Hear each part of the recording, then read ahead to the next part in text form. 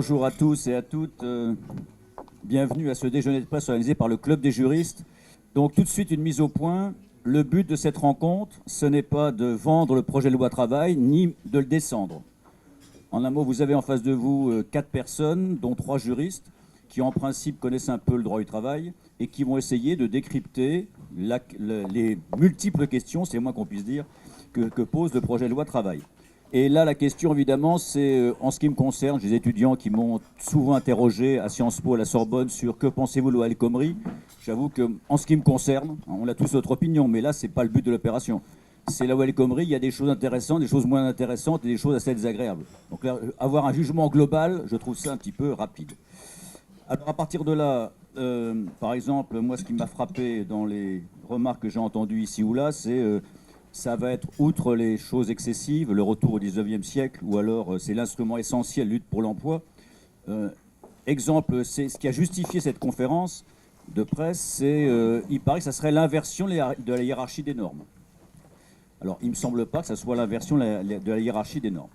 Donc, pourquoi l'exercice sera difficile? Rassurez-vous, vous n'aurez pas droit à un exposé trop long, on va passer après aux exposés et aux questions-réponses.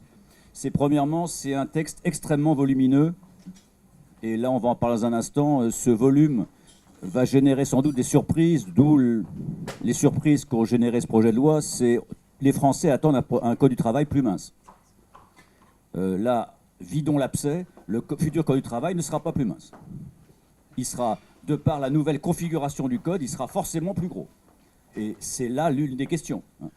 Ça sera plus clair, ça donnera des marges de manœuvre, mais ça sera forcément plus gros. Donc ça fait partie de la difficulté de l'exercice. Il va de soi qu'on répondra à toutes vos questions, mais on va centrer, si vous voulez bien, sur les questions essentielles. Grosso modo, ce sera les accords majoritaires, les accords de défense de l'emploi, le plafonnement, le licenciement économique. Enfin, mais il va de soi qu'on répondra à vos questions. Vraiment très volumineux. Si j'étais méchant, mais les universitaires et les journalistes ont une qualité en commun, peut-être, ou un défaut, c'est qu'on a un esprit critique assez développé. Et grosso modo, moi, de mon temps, il y a très longtemps, on aurait appelé ça une DDoS, parce que ça touche la médecine du travail, ça touche le détachement. Bon, c'est un texte dont l'unité, parfois, est relative. Et si j'étais extrêmement méchant, je dirais que c'est un texte paramétré 49.3, parce qu'on voit assez mal, finalement, comment l'Assemblée pourrait délibérer valablement sur un texte aussi long et hétérogène. Deuxièmement, vous êtes journalistes sociaux pour la plupart d'entre vous. Donc ça veut dire que le projet de loi tel qu'il est a déjà été adopté par la Commission des affaires sociales avec un chiffre d'amendements, grosso modo, si j'en crois certains d'entre vous, 305 amendements ont déjà été adoptés, et c'est à la Commission des affaires sociales. Et certains amendements, donc sur environ 1010 d'après l'Assemblée. Donc ça, c'est en Commission des affaires sociales, et le rapporteur dont je dois saluer l'exceptionnelle performance, je ne connaissais pas M. Sirug, et je me disais, vraiment, il va à Canossa. Bon. Et M. Sirug a réussi à mener sa barque de façon tout à fait exceptionnelle. Et j'avoue que j'étais surpris par cette capacité à trouver du consensus sur des chiffons rouges qu'on nous avait soulignés auparavant. Et terminons là-dessus, c'est ça le problème de cette loi, c'est que cette loi a généré des commentaires extrêmement acides en forme de réflexe pavlovien. C'est-à-dire que c'est soit abominable surtout, soit génial parfois. Et donc là, on est dans une guerre de religion assez franco-française. Cette guerre de religion, et là on aborde le fond du débat, c'est ceux qui croient au dialogue social, ceux qui n'y croient pas. Le commentaire que je ferai de cette loi, ce sera celui-ci. Et là, je me tourne vers les juges, et c'est l'une des grandes questions, c'est que les Français ont une habitude de top-down, de hiérarchie, qui n'est pas le cas forcément aux États-Unis, en Allemagne ou autre. Et résultat... Et c'était le cas pour les juges français jusqu'au 25 janvier 2015. Les spécialistes reconnaîtront l'arrêt de revirement sur les avantages catégoriels. Eh bien, pour les juges, de nombreux juges en France, y compris au plus haut niveau, il y avait finalement une négociation collective d'entreprise. C'était une décision patronale habilement cachée. Et alors, évidemment, si c'est ça, si on pense qu'une négociation d'entreprise, c'est une décision patronale habilement cachée, à ce moment-là, c'est tout le projet qui tombe par terre. Parce qu'à ce moment-là, il vaut mieux être franc et dire... Et c'est là où moi j'avoue que je suis un peu surpris, c'est que cette loi nous dit qu'il faudra un accord majoritaire, en principe majoritaire à 50%, donc on augmente, et à mon avis de façon extrêmement, on va dire, téméraire ou osée, c'est que sur beaucoup de sujets, je ne suis pas sûr que les syndicats soient prêts à signer 50%.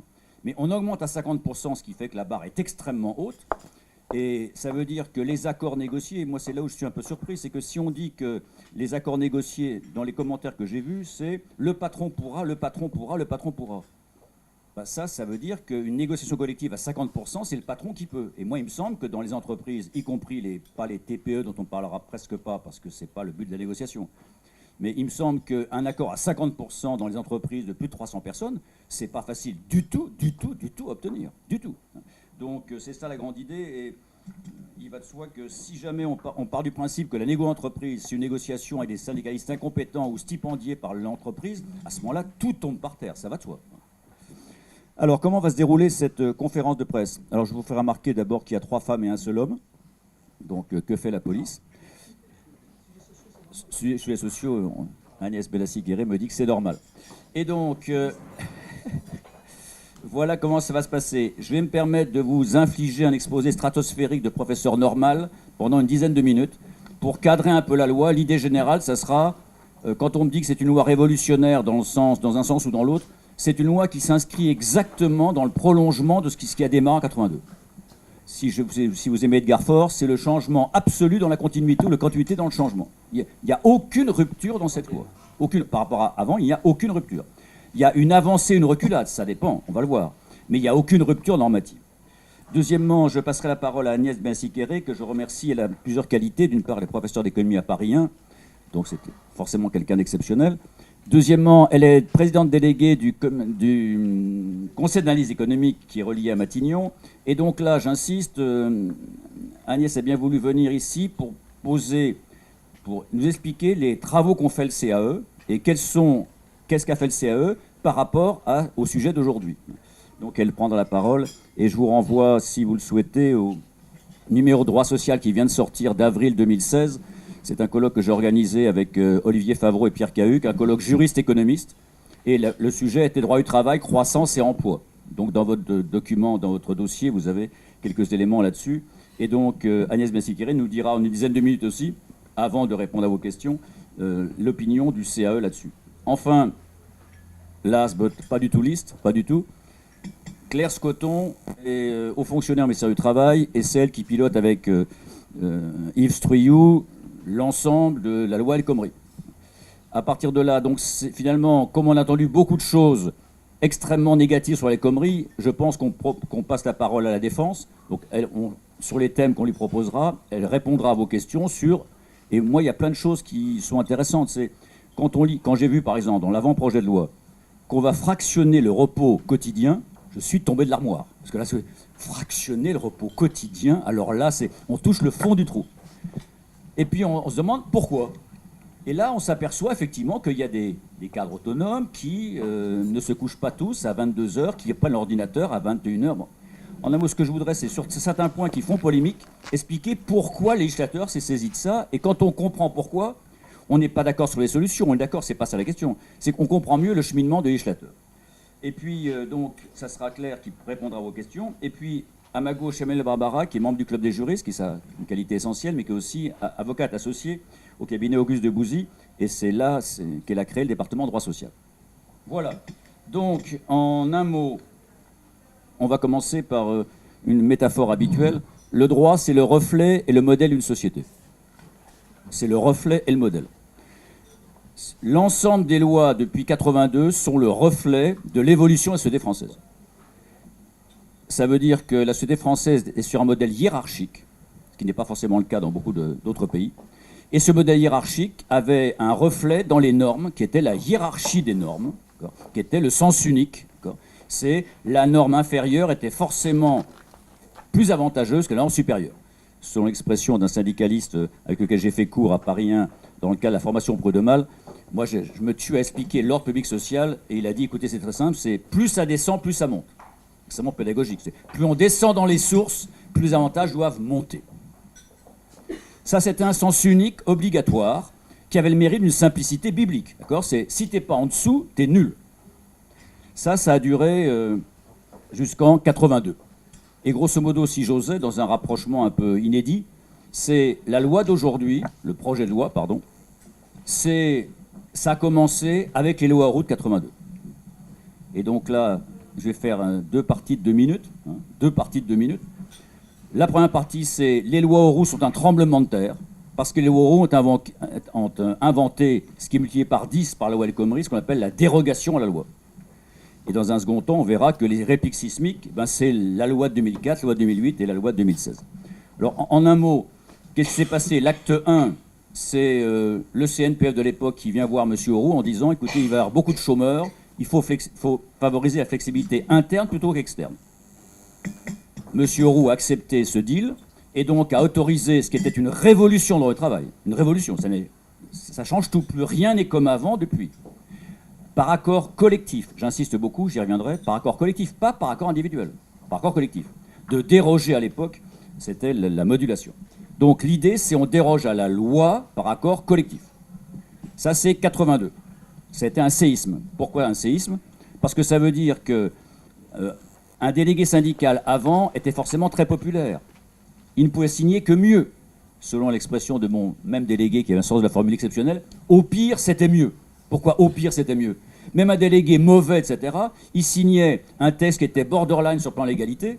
Eh bien, à ce moment-là, ce qui était illégal sautait, mais les avantages restaient. Je signais un texte illégal avec un abaissement des salaires impossible à l'époque, et contre 3% pour telle personne. L'abaissement illégal sautait, le 3% restait.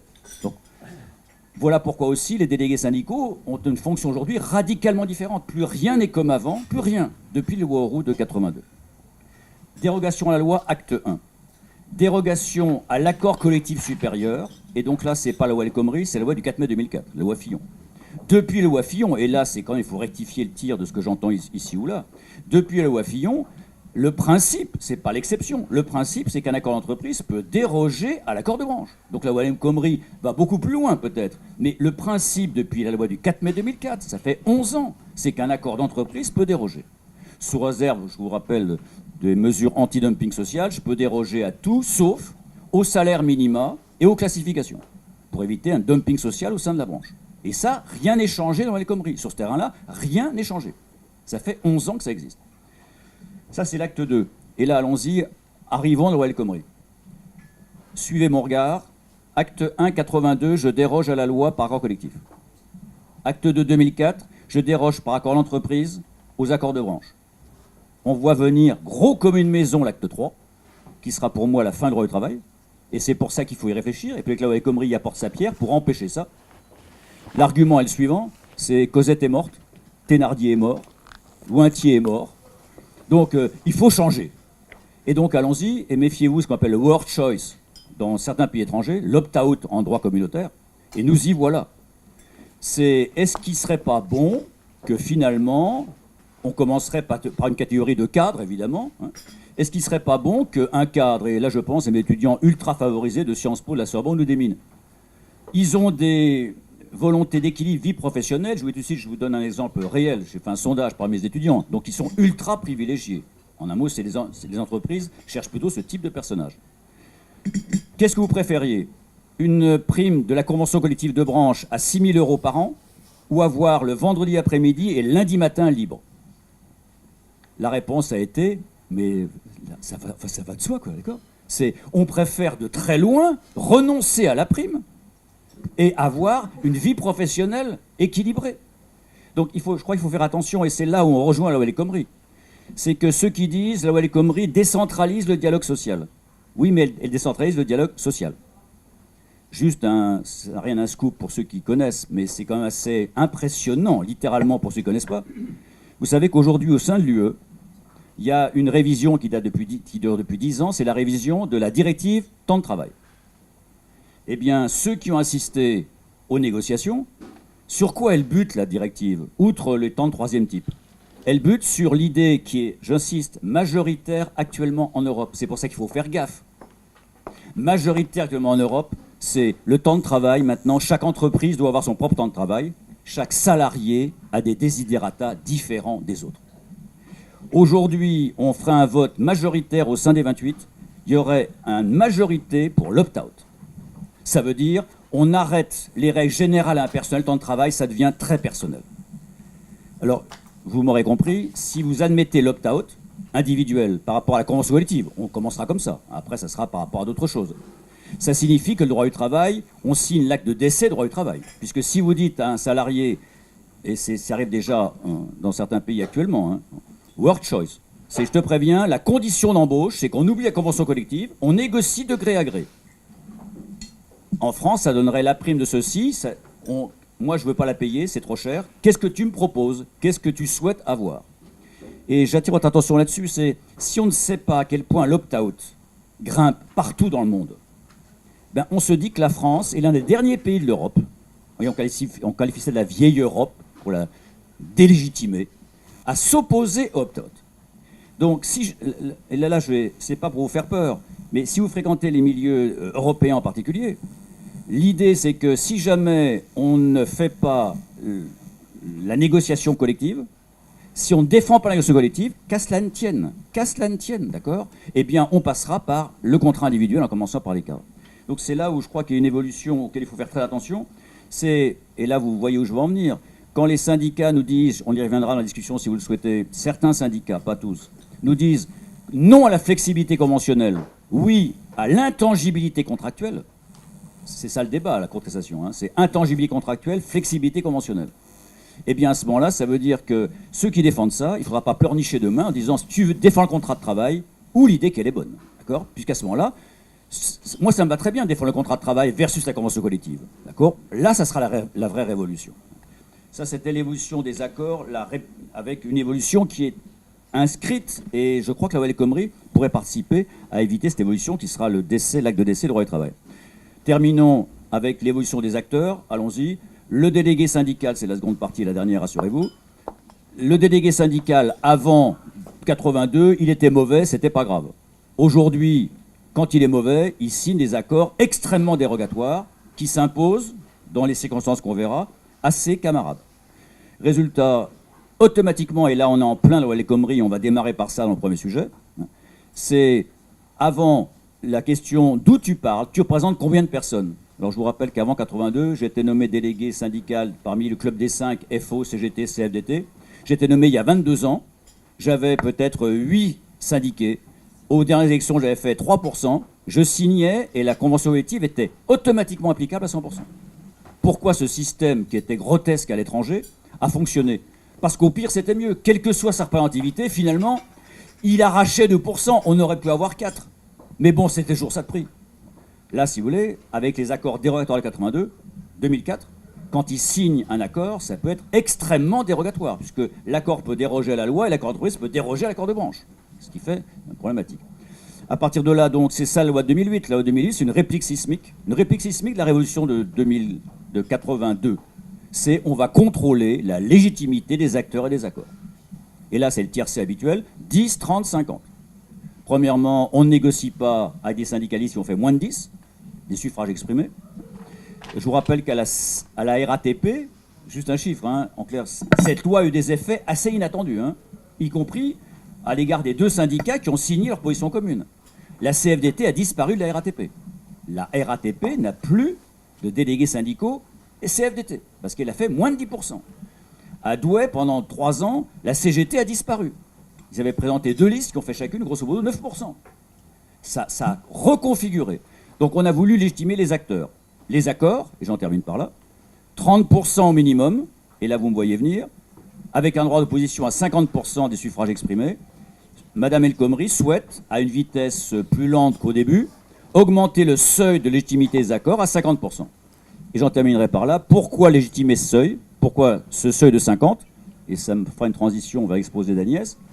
C'est la chose suivante, c'est qu'il y a des accords, on n'est plus dans une négociation d'acquisition. Négociation d'acquisition, rappelez-vous, c'est la séance émotion, pour ceux d'entre vous qui ont plus de 50 ans, grosso modo. Moi, quand je suis sorti de Sciences Po, je n'ai pas imaginé une seconde être un jour au chômage. En 73, la loi fondatrice, la cause réelle et sérieuse, il y avait 380 000 chômeurs. Le monopole, c'était la négociation d'acquisition de nouveaux avantages. Je prends le terme juridique, avantage. Le terme juridique aujourd'hui, c'est avantage et contrepartie. On est passé d'une négociation d'acquisition à une négociation de concession. Pas uniquement de concession, mais souvent de concession. L'exemple caractéristique, c'est évidemment les accords de maintien de l'emploi. Résultat, premièrement, il faut légitimer ces acteurs. Je suis professeur de droit, mais je n'ai aucune illusion, et j'espère que vous n'avez aucune. C'est pas le droit qui va créer les emplois, le droit, c'est pas la vie. Pas plus que le contentieux, c'est le droit. Enfin, ça va de soi. Un accord signé, même à 30%, qui est refusé par le personnel, eh bien le personnel s'opposera par des mesures non juridiques, voire annulation, à l'application. Il faut que l'accord difficile socialement soit légitimé. Voilà la première raison de l'augmentation à 50%. On parlera des accords défensifs et offensifs, surtout offensifs, puisque c'est la loi El Khomri. C'est clair qu'un accord offensif, s'il est signé par 31%, ne pourra pas fonctionner dans la vraie vie d'entreprise. La question qui se pose, c'est, et là évidemment on revient au contrat de travail, pourquoi aussi Mme El Khomri souhaite augmenter à 50 ?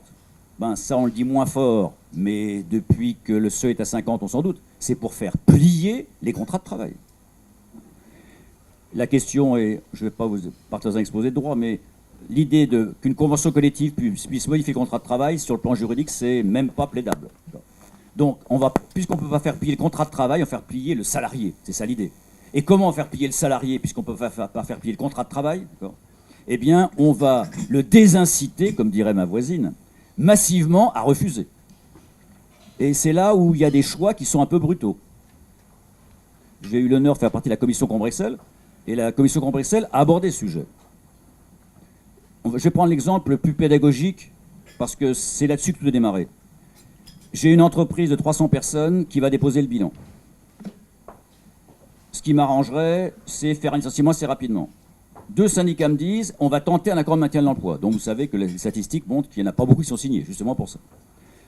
Question, et qui est tout sauf simple.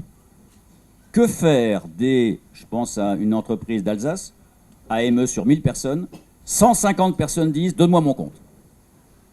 Alors, si vous fréquentez les étrangers, je vous défie d'expliquer à un ami étranger, on fait des accords de maintien de l'emploi qui déclenchent automatiquement le licenciement à motif économique.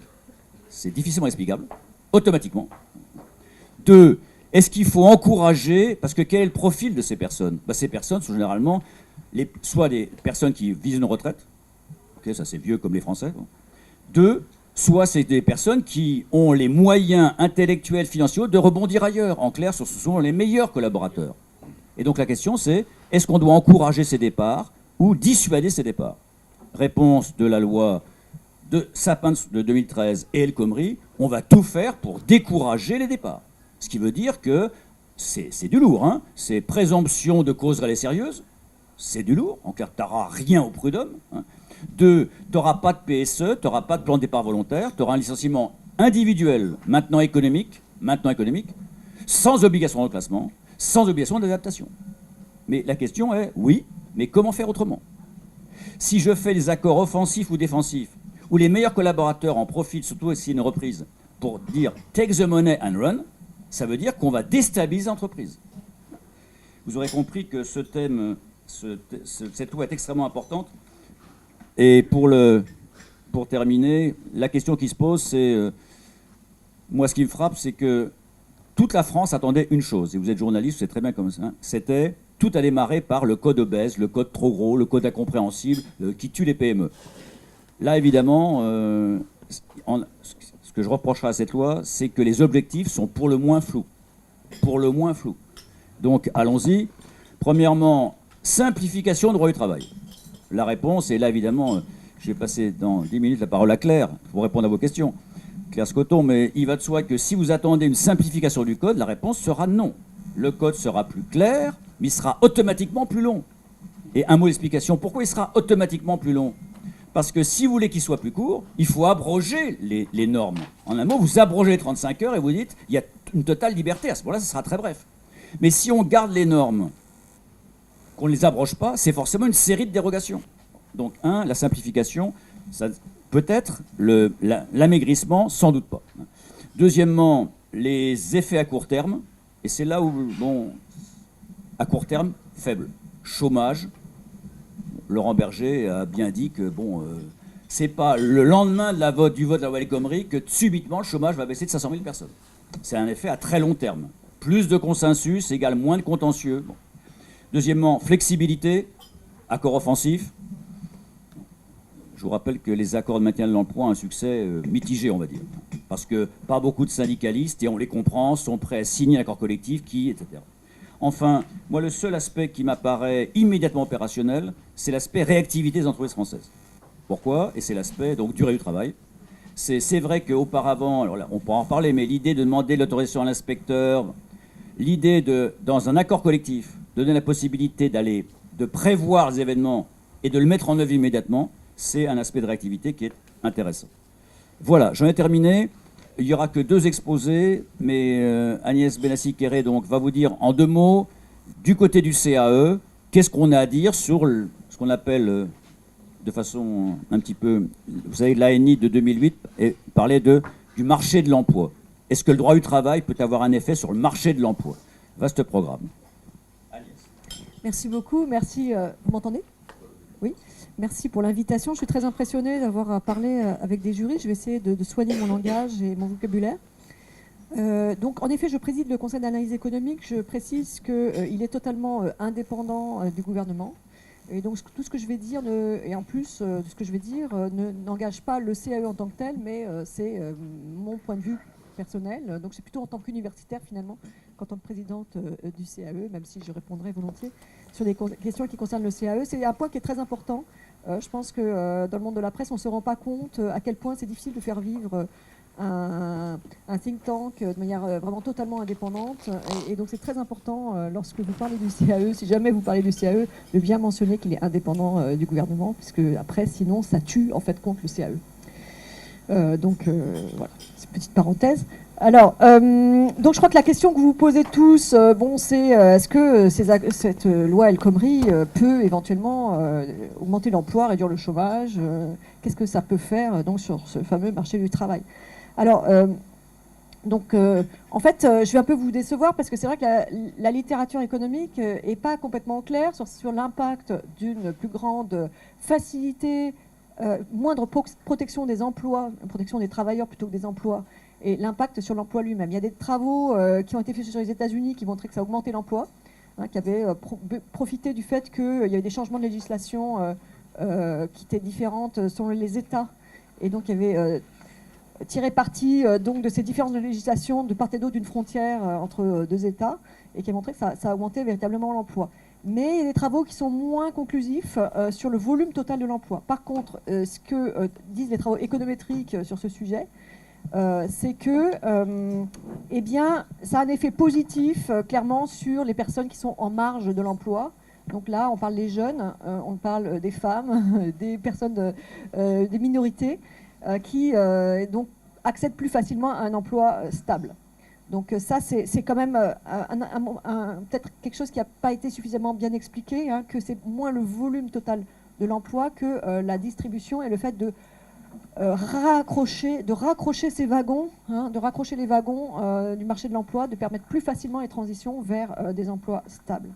Alors, il y a d'autres manières de voir les choses. Bon, alors, en fait, pourquoi est-ce que c'est un effet ambigu sur l'emploi? Parce que moins protéger les emplois, ça veut dire eh bien, avoir un marché du travail plus fluide, avec plus de séparation, c'est-à-dire fin d'une relation d'emploi, et aussi plus de retour à l'emploi. Donc ça veut dire, grosso modo, qu'il existe des périodes de chômage peut-être plus fréquentes, mais plus courtes. Et donc l'effet net sur le stock d'emploi est ambigu, a priori ambigu. Alors, je vais venir là-dessus, parce qu'il y a un travail tout à fait récent qui est paru sur un grand nombre de pays, un travail économétrique qui a été fait par le FMI et très intéressant sur le sujet. Mais peut-être donner avant l'expérience récente de l'Italie et de l'Espagne qui sont souvent mentionnées. Donc l'Italie a mis en œuvre une réforme extrêmement intéressante en 2015, qui n'est pas seulement un nouveau contrat, un nouveau CDI avec des droits croissants, mais qui, bon, en même temps, il y a eu, en fait, de manière un peu décalée, il y a eu une baisse des cotisations sociales, qui est intervenue en fait avant l'introduction du nouveau contrat à durée indéterminée. Et c'est intéressant d'ailleurs parce que c'est moins la baisse des cotisations que le nouveau contrat qui en fait font décoller les emplois. Donc ça fait véritablement décoller les emplois, mais ce qui est intéressant, c'est qu'en même temps, l'Italie a mis en place, un accompagnement plus renforcé des chômeurs avec donc un chèque formation qui est attribué aux chômeurs de longue durée. Et une extension des allocations chômage pour donc une meilleure protection en fait des personnes. Et c'est peut-être ça qui a été reproché un peu au projet de loi El Khomri, mais on comprend pourquoi, parce qu'en fait, la négociation UNEDIC, c'est pas du domaine du gouvernement, mais que le volet protection était peut-être pas assez développé par rapport au volet, disons, flexibilisation du CDI. Alors, ce qu'on a observé aussi sur l'Italie et aussi sur l'Espagne, hein, c'est une augmentation des CDI par rapport au CDD, surtout en Italie, hein, puisque les nouvelles embauches, il y a eu une augmentation de 15 points de pourcentage des CDI dans les nouvelles embauches, une augmentation très forte des embauches, une diminution des CDD et des statuts d'auto-entrepreneurs. Donc on va voir ce que ça va donner dans la durée, hein, mais c'est vrai que la réforme italienne est assez convaincante. La réforme espagnole est peut-être un peu moins convaincante, mais parce que c'est un empilement de plein de réformes et donc on ne sait pas quoi et quoi. Et puis, en fait, on a eu quand même une baisse du salaire très importante et donc on ne sait pas finalement si l'augmentation de l'emploi très important en Espagne, est-ce que c'est dû à la reprise économique, est-ce que c'est dû à la baisse des salaires, est-ce que c'est dû à la réforme elle-même? J'ai vu une étude qui évalue à peu près un tiers la baisse du chômage en Espagne due aux réformes récentes du marché du travail, mais tout ça est encore assez disons, incertain. Ce qui est plus clair, c'est que, et ça c'est peut-être intéressant pour un juriste, c'est qu'on a eu une augmentation dans les licenciements, il y a toujours des licenciements évidemment, à l'intérieur des licenciements, il y a eu une hausse de la part des licenciements économiques par rapport aux licenciements pour motifs personnels, ce qui est quelque chose quand même intéressant parce que le licenciement économique est plus protecteur que les licenciements pour motifs personnels. Alors, donc, une question qui est souvent posée aussi, alors je voudrais peut-être intervenir sur deux sujets. D'abord, en quoi est-ce qu'un marché du travail plus fluide peut être une bonne chose? Si finalement ça a un effet ambigu sur le volume de l'emploi, on pourrait se dire, bon, finalement, pourquoi faire ça? Et en fait, je voulais vous attirer votre attention sur l'importance d'avoir quelque chose de plus fluide pour la productivité. Et la productivité, c'est quand même la racine de notre enrichissement, hein. Il faut pas de productivité, pas de gain de pouvoir d'achat à long terme. Ça, c'est vraiment la base. Alors, il ne faut pas oublier que la France est un pays de PME, hein, puisque 99,8% des entreprises en France sont des PME. Et parmi ces PME, 96% sont des toutes petites entreprises, c'est-à-dire moins de 10 employés. Alors, j'étais intéressée sur ce que vous disiez sur la simplification. Pour moi, la complexité du Code du travail, ça peut s'interpréter comme un coût fixe. C'est-à-dire, c'est une complexité. Et donc, une grande entreprise va avoir un DRH qui va parfaitement maîtriser ces sujets. Mais enfin, c'est un coût. Et ce coût, on peut l'amortir quand on est une grande entreprise. Quand on est une PME, on ne peut pas. Et donc, du coup, on prend des risques juridiques. Ou alors, il faut se payer un conseil externe, mais qui est cher aussi. Donc, l'un dans l'autre, c'est un coût. Voilà. Alors, ça veut dire qu'il y a deux conceptions, en fait, de la concurrence équitable. Et ça, c'est très présent dans le débat français. Il y a une première conception qui est de dire, eh bien, à l'intérieur d'un même secteur, toutes les entreprises devraient avoir le même temps de travail, la même rémunération des salariés pour être en concurrence à armes égales. Et il y a une deuxième conception qui est de dire, mais non, ça, c'est pas à armes égales. C'est pas vrai, c'est pas à armes égales parce qu'il y a énormément d'hétérogénéité à l'intérieur d'un secteur. Et donc, du coup, aujourd'hui, on se plaint, hein, on pleurniche tout le temps que les entreprises françaises n'arrivent pas à grandir. On est spécialiste des toutes petites entreprises. Il y a un bon taux de création d'entreprises en France. Mais elles restent des naines. Et on a du mal à les faire grandir. Mais oui, il y a un obstacle qui est ce fameux coût fixe. Elles ne sont pas à armes égales, spontanément, par rapport aux grandes entreprises. Bon, sans compter le droit fiscal et les possibilités d'optimisation qu'on lit tous les jours dans la presse. Donc, les petites entreprises ont un désavantage à la naissance par rapport aux grandes. Et donc, elles vont avoir du mal à concurrencer les grandes et à prendre leur place. Et on sait que le CAC 40, par exemple, est extrêmement immobile au cours du temps. Les entreprises sont les mêmes, décennie après décennie, grosso modo. Il n'y a pas de nouveaux géants dans cette population. Voilà.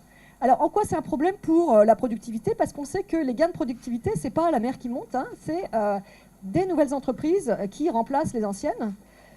Et donc, il y a deux facteurs essentiels pour les gains de productivité. C'est ce qu'on appelle la réallocation des facteurs, c'est-à-dire le fait que les entreprises qui réussissent vont aller piquer de la main-d'œuvre aux entreprises qui sont moins dynamiques. Et que ceci se fait de manière rapide, c'est-à-dire que les entreprises qui réussissent grossissent vite et celles qui ne réussissent pas et disparaissent rapidement. Ça, c'est un élément essentiel de gain de productivité et la France se place mal par rapport à ça. Ça a été mesuré par différentes études. Hein. Je ne vais pas vous rentrer dans le détail de comment on mesure ça, mais ça a été mesuré et ça semble s'aggraver, en fait, au cours du temps. Le deuxième facteur, c'est l'adoption de nouvelles technologies. Donc là aussi, les entreprises françaises sont plutôt en retard sur mesure par rapport à la robotisation, sur mesure par rapport ne serait-ce qu'au site Internet et le fait que les PME vendent par Internet. Hein. Encore 40% des entreprises en France n'ont pas de site web. Bon, donc ça, on est au niveau, je ne sais plus, de la Grèce. Hein. Voilà, on a des difficultés à adopter des nouvelles technologies et des travaux ont montré qu'une des raisons majeures, c'est que adopter une nouvelle technologie, ça implique une réorganisation, sinon ce n'est pas la peine. Et si ces réorganisations sont compliquées parce qu'elles impliquent éventuellement des réductions d'effectifs ou changement des qualifications, on ne le fait pas. Donc ça, c'est vraiment très important pour la productivité à long terme.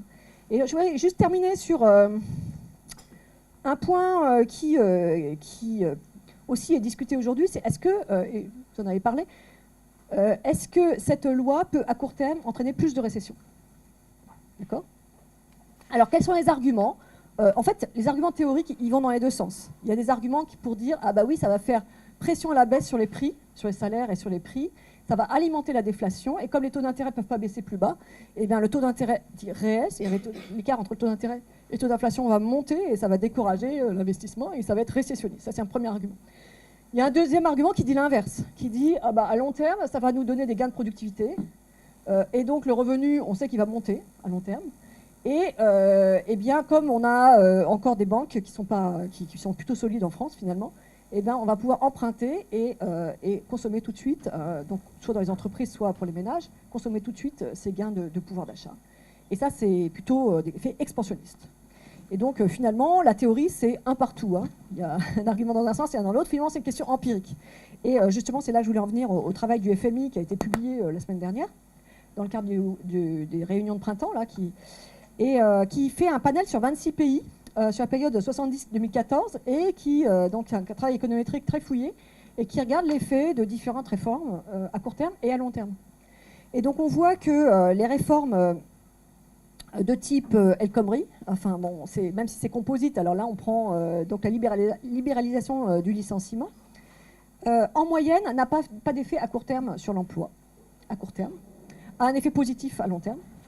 Et ce qui est très intéressant, c'est qu'on voit que quand l'économie va mal, c'est un effet négatif à court terme. Quand l'économie va bien, c'est un effet positif dès le court terme. Et qu'est-ce que ça veut dire l'économie va bien ou va mal? L'économie, et c'est là que c'est le point crucial, c'est que l'économie va bien, ça veut dire la croissance au moins égale à la croissance potentielle. Or, la prévision de croissance pour 2012, c'est 1,2% sur l'OCDE, c'est exactement la croissance potentielle. Donc ça veut dire qu'en fait, du point de vue macroéconomique, l'économie française va bien en 2016. Et donc, de ce point de vue, c'est plutôt le moment d'introduire ce genre de loi, plutôt qu'en 2012. Et il y a beaucoup de gens qui disent, mais on aurait dû le faire plus tôt. Mais moi, je ne suis pas sûre. Je ne suis pas sûre parce qu'en 2012, on était au fond du trou. On n'avait vraiment pas de croissance à ce moment-là. Et donc là, on aurait maximisé les effets négatifs et on n'aurait pas gagné à court terme. Bon, ça, c'est un peu spéculatif. Mais je voudrais terminer là-dessus. Quels sont les moyens de maximiser les effets à court terme de ce type de loi? Alors, il y a plusieurs choses. La première chose, c'est faire une grosse réforme plutôt qu'une succession de petites. Pourquoi? Parce que là, on va renverser les anticipations. Les gens vont pouvoir avoir des anticipations positives sur l'évolution future de la croissance et des prix. Et ça, c'est très important sur les décisions de court terme. Deuxième chose, les politiques d'accompagnement. Et donc, qu'on fait à l'Italie, hein, qui a réussi à introduire quand même une sorte de package avec de la formation, avec des politiques actives du marché du travail, avec une meilleure indemnisation des chômeurs. Bon, voilà, on est quand même plutôt généreux en France, je ne sais pas ce qu'on peut faire. Troisième chose, la politique monétaire, c'est très important de ne pas être à 0% d'inflation. Il faut être au-dessus. Donc, il faut éviter de critiquer la BCE. Parce qu'elle fait tout ce qu'elle peut pour justement monter ce taux d'inflation. Sur la politique budgétaire, alors il faut tuer l'idée qu'on est dans une politique budgétaire restrictive aujourd'hui, c'est faux. Le solde structurel, corrigé du cycle d'activité, le déficit structurel va se réduire de 0,1% du PIB, ce qui est vraiment très peu. Donc on n'est plus là. Alors, on pourrait penser de faire une expansion budgétaire. Malheureusement, on est encore très loin de l'équilibre. Autre point, faire en même temps des réformes du marché des biens et services. Pourquoi? parce que, premièrement, ça rend aux salariés un pouvoir d'achat qu'éventuellement ils ont perdu par ailleurs. Donc ça, il y a des travaux qui ont démontré ça. Et deuxièmement, ça va les orienter, si on pense à la loi Macron par exemple, ça va les orienter vers des consommations de produits et de services qui sont produits nationalement. C'est-à-dire que là, on est en train de parler de secteurs, ce qu'on appelle abrités de la concurrence internationale, donc des services, et faire baisser le prix des services par rapport aux produits importés, ça va orienter la consommation vers ces services-là, et donc ça maximise l'impact sur l'économie domestique. Et j'avais encore autre chose à dire, mais j'ai perdu, donc je dirai plus tard. Merci beaucoup. Alors maintenant, passons aux interventions de chacun. Juste, ça vous rappellera quelque chose pour ceux qui ont l'âge fatigue précité. C'est les sujets auxquels on a échappé, virgule, pour l'instant. Il y en a un qui a fait couler beaucoup d'encre et qui est vraiment, du point de vue juridique, objectivement ridicule. C'est le débat sur les 61 principes de Robert Badinter. Alors, je ne reviendrai pas sur le résultat, donc ils ne seront ni dans le préambule et ne sont même plus, semble-t-il, source de régulation pour la future commission, etc. Bon. Il y a juste une chose sur ce rapport Badinter qui est passé à la trappe, c'est premièrement, ce qui est très intéressant parce que c'est en plein débat, il ne vous a pas échappé que les jeunes générations étaient plutôt individualistes. Le rapport Badinter est très intéressant pour un juriste, parce que l'article 1 ne s'intitule pas « Le salarié », c'est « Les libertés et droits de la personne au travail ». Ça, c'est très important. Si vous me demandiez quelles étaient les deux évolutions du droit du travail depuis 25 ans, je vous dirais il y a deux évolutions. On passe du droit du travail au droit de l'emploi, et du droit d'une collectivité de travail au droit de la personne au travail. Vous voyez l'impact que ça. C'est-à-dire que si on passe d'un droit collectif à un droit de la personne, c'est-à-dire que l'individu, le contrat de travail, monte en puissance. Et c'est là où... Remarquez l'habile transition vers la suite, c'est que si l'individu monte, le collectif a beaucoup de souffrance et on va retrouver ça dans un instant. Deuxièmement, juste un mot, parce que là, on a entendu tellement de bêtises que là, c'est irréparable. Tout le monde est tombé à bras raccourcis sur Robert Badinter, sur l'article 6, je cite, « La liberté du salarié de manifester ses convictions, y compris religieuses, ne peut connaître, etc. » Alors, juste deux mots. Un, la phrase « La liberté du salarié de manifester ses convictions, y compris religieuses » est le décalcomanie à la virgule près de la Convention de la européenne des droits de l'homme. Donc ça n'apporte strictement rien, mais rien, ni en plus, ni en moins. Le principe de l'entreprise privée, je ne parle pas de la fonction publique du service public, c'est la liberté religieuse. Donc le premier alinéa n'apportait rien. Alors peut-être qu'il a été une information pour des gens qui pensaient qu'on était un service public, mais d'un point de vue objectif, il n'apporte rien. En revanche, et moi j'y vois un savant équilibre au sein de la commission Badinter, c'est que cet article qui commence par le droit à manifester ses convictions se termine par « on peut donner des restrictions à condition qu'elles soient nécessaires au bon fonctionnement de l'entreprise ». Jamais la Chambre sociale a dit qu'on pouvait apporter des restrictions à la liberté religieuse sur le bon fonctionnement de l'entreprise. Et là, ce n'est pas un scoop si vous êtes spécialisé, mais pour les autres, ce sera vraiment un scoop. Je vous rappelle que la Chambre sociale, le 9 avril 2015, a été saisie de la seule question qui intéresse l'entreprise. Les entreprises, Babylou, ce n'est pas leur tasse de thé. Babylou, c'est la cristallisation de la France, l'éducation, les jeunes enfants, la religion. Enfin, c'était le truc forcément foireux, d'accord. Bon. D'ailleurs, ça n'a pas raté. 5 décisions, 5 juges. Bon. Donc Babylou, c'est marginal. Ça, c'est... Bon. En revanche, la question, c'est une ingénieure du SS2I arrive voilée en clientèle. C'est là où ça devient intéressant. En clientèle. Et le client dit à la SS2I, j'en veux pas. Chez nous, il n'y a pas de voile, il n'y aura pas de voile. La SS2I convoque ses salariés, une fois, deux fois, non, la porte. Ça remonte à la Chambre sociale. Alors, je ne ferai pas de critique sur la Chambre sociale, mais je vous rappelle qu'en mars-avril, c'était quelques mois après les meurtres de janvier. La situation est un petit peu politiquement et socialement tendue. Donc la Chambre sociale a une bonne idée, c'est dire, oulala, on va voir, on va demander à la Cour de justice s'il s'agit, en termes d'interprétation de la directive discrimination, s'il s'agit d'une discrimination. En un mot, il a eu... comment dire, l'habileté de renvoyer la question à la Cour de Luxembourg. Alors vous imaginez, déjà nous c'est compliqué, mais la Cour de Luxembourg avec 28 pays, dont la Grèce, l'Irlande et l'Italie, c'est une espèce de calamité. Et donc l'affaire a déjà été plaidée, c'est Claire Vaquet qui l'a plaidée côté... Bon, et l'arrêt sera rendu, donc là on ne sait pas, mais grosso modo c'est déjà été plaidé, donc au mieux on l'aurait en juillet, au pire en septembre-octobre. Mais j'attire votre attention sur cet arrêt qui s'imposera à l'ensemble des 28 pays de l'Europe sur les pratiques religieuses en entreprise. Là, il va de soi que si jamais, et c'est là où la Chambre sociale est très habile, c'est quelle que soit la solution, la Chambre sociale sera obligée d'appliquer. Donc elle dira, moi peut-être je pensais différemment, mais je suis tenu d'appliquer ce que me dit. Donc là, donc Robert Badinter n'a rien inventé. Manifester convention sociale, c'est la règle communautaire et européenne. Deuxièmement, et on s'arrêtera là sur les choses, c'est le plafonnement des indemnités prud'homales. Alors je vous rappelle, c'était le chiffon rouge absolu. Bon, vous me permettrez de faire juste une remarque. On parle beaucoup des TPE aujourd'hui, et on a raison, d'accord. Les grandes entreprises ne créeront plus d'emplois. C'est les TPE, PME qui sont créatrices d'emplois. Et donc là, j'ai entendu quand même quelque chose qui m'ont beaucoup étonné.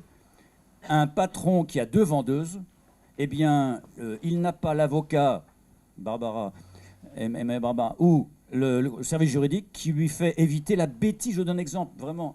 Je licencie ma vendeuse parce qu'il y a un Auchan qui s'est mis en face de moi. Qu'est-ce que je marque? Auchan s'est mis en face, j'ai perdu 75% de mon chiffre, je te licencie pour difficulté économique. Voilà. Et qu'est-ce que veut dire la Chambre sociale? Comme les grosses entreprises. Ah, mais vous n'avez pas précisé qu'il y avait suppression de postes. Ben, enfin, ça va de soi. Ben non, ça ne va pas de soi. Sur ce détail, il y aura défaut de cause réelle sérieuse. C'est le genre de bêtises qu'aucun étudiant en L3 de Paris 1 et même Paris 2, d'accord, ne commettrait. Ben, vraiment. Bon. Deuxièmement, je suis tout ce petit vendeur. J'ai mis une caméra, mais une caméra ostensible, pas la caméra cachée de terre. J'ai mis une caméra en face de la caisse, d'accord. Ça se voit, quoi, d'accord. Et j'ai dit, il y a une caméra. Qu'est-ce que me dit le salarié? Est-ce que tu la déclares à la CNIL? Alors je vous laisse imaginer, d'accord, l'artisan. La quoi? La CNIL? Ah ouais, d'accord. Et c'est quoi? Il n'a pas déclaré.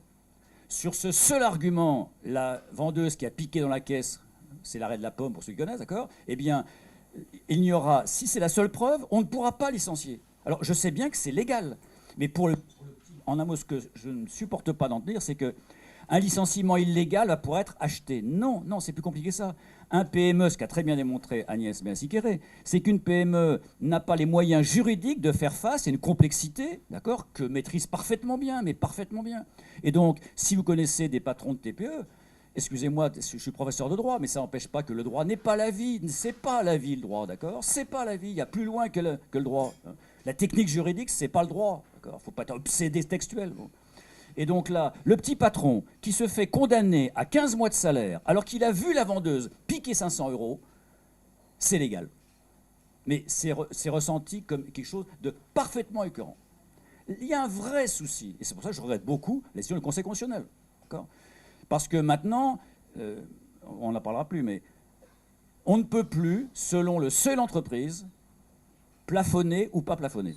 J'insiste, pour moi, le plafonnement, qui est le chiffon rouge côté syndicat, est une nécessité pour protéger les TPE. Une TPE qui a 2 mois de trésorerie, vous en à 14 mois, il dépose le bilan. Ce que n'a pas vu le Conseil constitutionnel, c'est que si jamais la vendeuse est licenciée, je suis condamné à 20 mois, ça supprimera les 2 autres postes de vendeuse que je ne peux pas faire face à 20 mois. Indemnité. Deuxièmement, et voilà, je m'arrêterai là, je vous rappelle que le forfait jour dans les PME a été retiré. On va bientôt savoir si ça va durer. Mais pour un juriste, c'est le b à bas. Le forfait jour, c'est dérogatoire. Toute dérogation doit passer par un accord collectif. Il n'y a pas d'accord collectif, c'est non. Et ça, on pourra rebondir. Et il faudra que Claire Scoton soit vraiment très en forme. Parce qu'il ne faut pas tripoter le code du travail. Il y a des principes, il faut, si possible, tenir les principes. Le forfait jour, c'est dérogatoire. Toute dérogation est... Alors, à partir de là, allons-y. Je suis le patron de la TPE.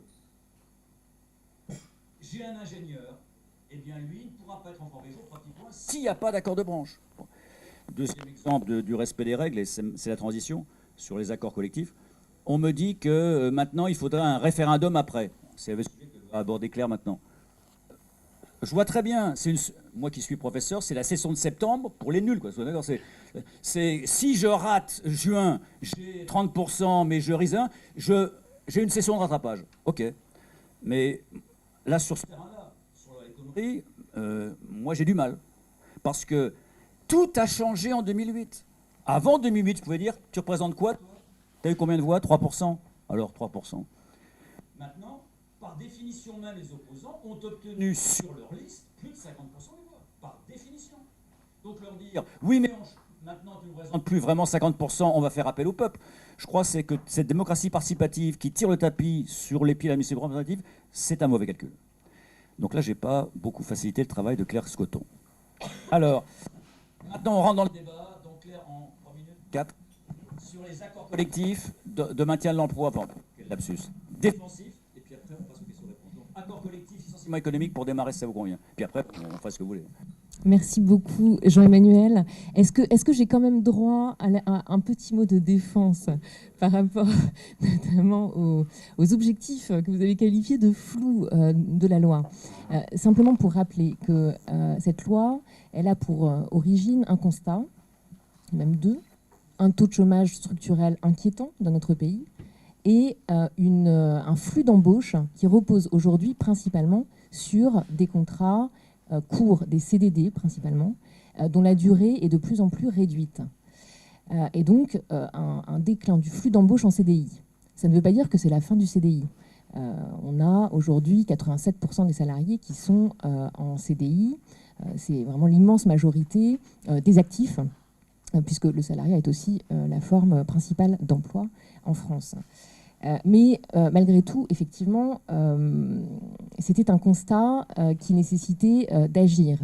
Et j'ai bien entendu l'une des leçons que vous avez mentionnées, Agnès Benassi-Kéré, des expériences internationales sur la nécessité d'une réforme d'ampleur. Et une réforme qui peut conduire à une sorte de choc de confiance des acteurs économiques et sociaux. Et c'est la raison pour laquelle ce projet de loi, effectivement, vous l'avez souligné, cher professeur, vise large et a une ambition certaine de réforme, de refonte du Code du travail, en repensant complètement, notamment donc, le Code du travail à travers trois étages, dans une logique effectivement complètement rénovée, en donnant plus de place à la négociation collective.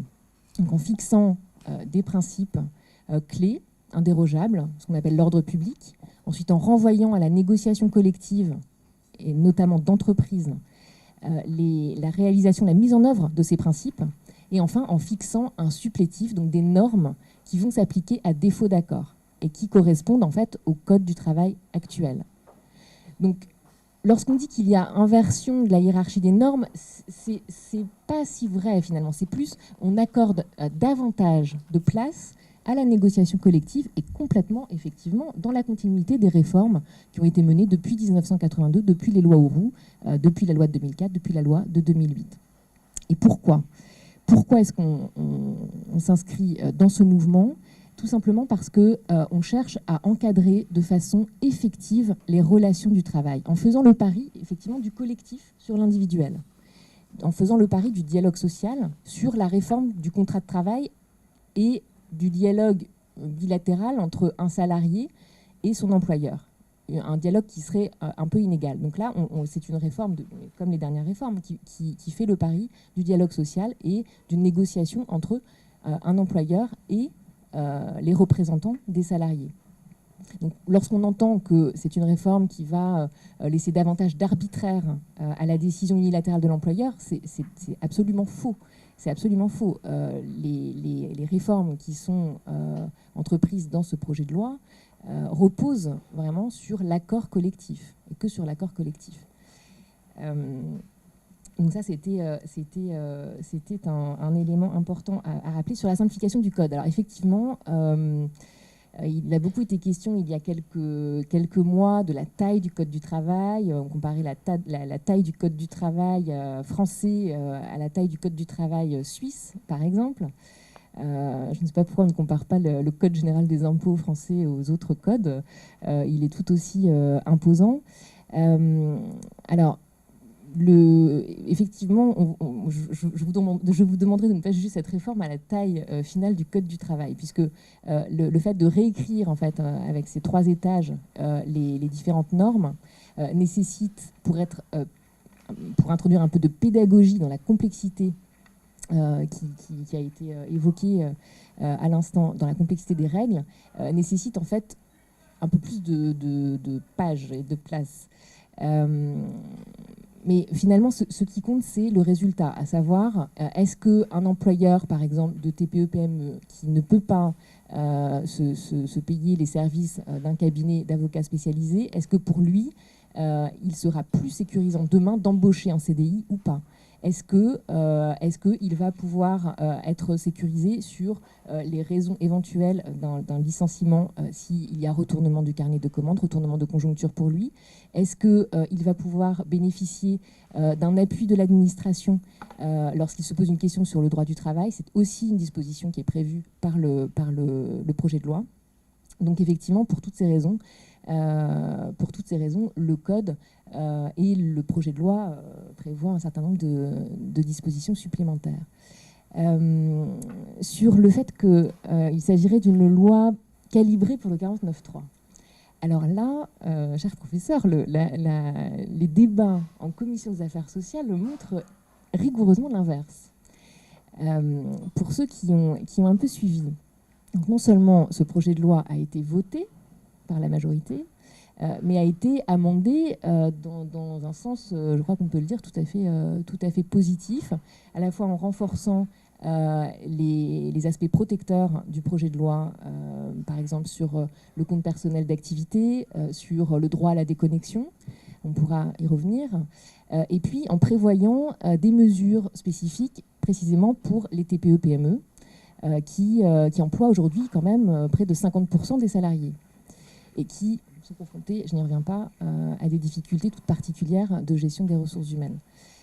Donc mesures spécifiques, on y reviendra en parlant du motif économique, on pourrait y revenir dans l'appui aussi qui sera offert par l'administration à ses employeurs, ou également dans l'appui, et c'est un rôle nouveau qu'on souhaite donner à la branche, à ce niveau de négociation qui est tout à fait capital.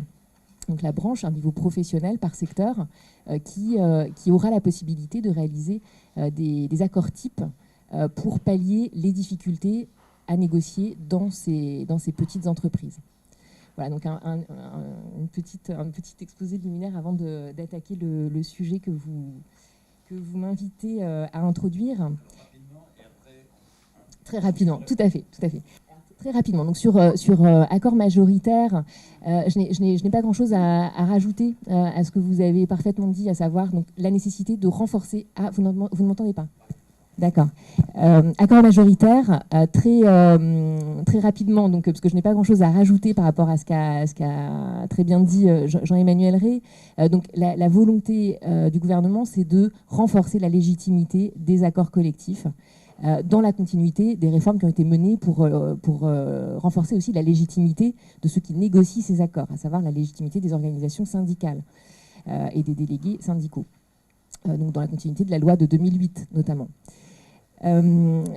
Pourquoi renforcer cette légitimité? Alors parce que c'est un parallèle indispensable au fait que le projet de loi, dans la continuité des réformes précédentes, vise à donner plus de marge de manœuvre aux accords collectifs d'entreprise, d'une part, et d'autre part, pourquoi donner une sorte de corde de rappel, on va dire, avec la consultation, la possibilité pour une organisation syndicale signataire, une ou des organisations syndicales signataires, de consulter des salariés alors qu'elles ont signé un accord tout en étant minoritaires. Alors là, c'est très simple, c'est de façon très pragmatique, éviter de tuer la négociation collective. Aujourd'hui, elle est florissante. On enregistre dans les services du ministère du Travail 36 000 accords d'entreprise chaque année. 36 000. À peu près un cinquième, 21% sur le temps de travail. Donc voilà, il y a une vraie négociation, qui se tient chaque jour dans les entreprises, avec une règle qui est aujourd'hui à 30%. On se rend compte que dans beaucoup d'entreprises, en fait, la règle implicite, c'est la règle de l'accord majoritaire. Donc déjà, pour ces entreprises, là, ça ne sera finalement qu'entériner une pratique qui permet d'asseoir la légitimité de l'accord par rapport aux salariés. Pourquoi, du coup, prévoir ce seuil à 30% avec la possibilité d'une consultation des salariés? Tout simplement parce que il faut franchir les différentes étapes pas à pas. On a pu voir une volonté aussi, par ailleurs, de certains salariés directement d'être davantage partie prenante des négociations et d'être consultés sur ce qu'ils souhaitent. On a vu différentes consultations de salariés qui avaient un certain succès, au moins dans la participation. Je ne parle pas du résultat, mais dans la participation. À noter sur ce point qu'il ne s'agit pas de mettre en concurrence deux sources de légitimité. On a bien, donc, à savoir la légitimité syndicale représentative versus la légitimité de la démocratie directe. C'est la raison pour laquelle il serait vraiment contre-productif de donner à l'employeur la possibilité de déclencher cette consultation des salariés. Ça serait vraiment, dans beaucoup d'entreprises, sans doute ça se passerait bien. Dans d'autres, on peut imaginer qu'un employeur un peu mal intentionné cherche à discréditer ses syndicats et ses interlocuteurs naturels en faisant une consultation directe des salariés. Donc c'est à éviter absolument. C'est la raison pour laquelle cette initiative est bien réservée aux organisations syndicales signataires. Sur les accords en faveur de l'emploi, et j'en finirai là. Les accords en faveur de l'emploi que vous avez évoqués, donc dans la continuité, là aussi, des réformes, effectivement, des accords de maintien de l'emploi et autres. Vous avez mentionné à juste titre l'importance de la relation entre accords, enfin de l'articulation accord-contrat. Donc, c'était déjà quelque chose de tout à fait réfléchi par la mission Combrexel, qui prévoyait même des indemnités de licenciement inférieures au niveau des indemnités prévues en cas de licenciement économique.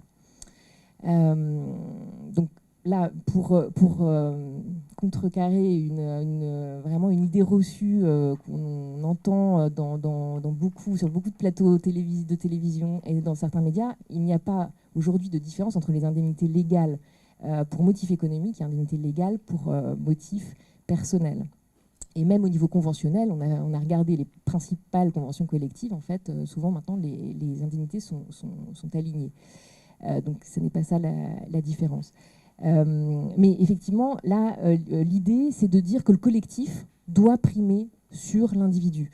Alors, ça n'est pas du tout une nouveauté. Ça n'est pas du tout une nouveauté. En fait, c'est même prévu par les lois Aubry en matière d'accord sur le temps de travail. Donc déjà en 2000, on prévoyait un motif, ce qu'on appelle le motif sui generis de licenciement, en cas de refus du salarié. C'est-à-dire que le salarié qui refuse de se voir impliquer un accord qui a été négocié de façon majoritaire de surcroît peut être licencié sans que le motif soit inhérent à sa personne ou sans que l'entreprise témoigne de difficultés économiques particulières ou de mutations technologiques particulières. Mais simplement le fait de se voir refuser l'application d'un accord justifie le licenciement selon des modalités particulières. Voilà. Et donc on est bien toujours dans cette logique du collectif qui va primer sur l'individuel avec un objectif d'intérêt général qui reste l'emploi, le maintien de l'emploi, le développement de l'emploi. Pourquoi ? Parce que nous faisons le pari de l'articulation et de la conciliation entre la performance sociale et la performance économique. Et pour le gouvernement et pour ce projet de loi, les deux vont de pair. Voilà, et je m'arrête là parce que je sens que j'ai épuisé mon quota. Tout va bien. Maintenant, on va passer, après l'exposé stratosphérique du professeur de droit, maintenant on va passer à la vraie vie. Emmanuel Barbara, rapidement. Oui, rapidement, mais je suis avocat, pas de bol. Et voilà, il ne fallait pas me mettre en dernier. Donc, on va voir. On préfère un accord pour voir. Juste des commentaires qui traversent l'esprit du praticien qui a affaire aux entreprises. Hein. Mon métier consiste à assister les entreprises dans la vie économique liée au travail. Dans le fond, cette loi El Khomri, quand on prend le courage de la lire, et c'est un vrai courage, il m'a fallu y consacrer, je l'avoue, avec beaucoup d'humilité, énormément d'heures, parce que j'ai lu aussi l'étude d'impact, 400 pages, enfin voilà, donc c'est quand même du lourd. Voilà, donc c'est-à-dire que comme c'est pas une interro, c'est la bonne nouvelle, mais il faut quand même essayer d'en dégager une sorte de substantifique moelle en tant qu'avocat employeur. La substantifique moelle, pour moi, c'est la gestion des paradoxes. D'abord, c'est les paradoxes de l'époque que l'on vit. L'époque que l'on vit, quand dans une perspective historique, et c'était très intéressant d'avoir un cours de droit du travail de 82 à nos jours, mais en termes de perspective historique, sur le monde économique, on n'est plus dans la configuration liée à des entreprises pérennes, éternelles, avec un marché national, domestique, où PSA fait des voitures jusqu'à l'éternité. Enfin voilà, cette idée-là est totalement désormais engloutie dans ce monde ouvert, agile, pour ne pas dire pour ne pas dire, j'allais dire, volatiles, etc., qui nécessitent une adaptation en permanence pour ne pas rater, j'allais dire, une présence sur le marché qui est aujourd'hui mondial. On peut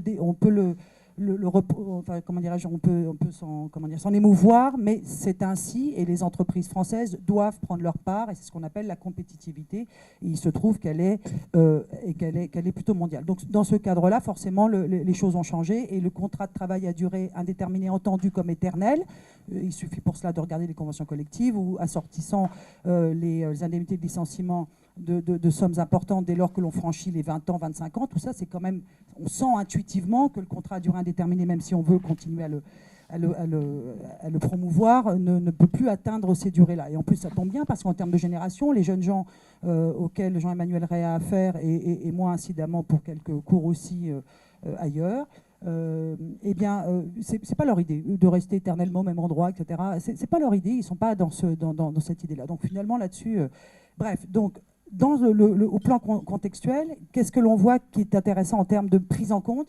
La loi El Khomri, et Jean-Emmanuel Ray l'a souligné au titre des principes banataires qui ne sont plus dans la loi, mais il n'empêche que son titre vise les actifs / actives depuis 2 jours.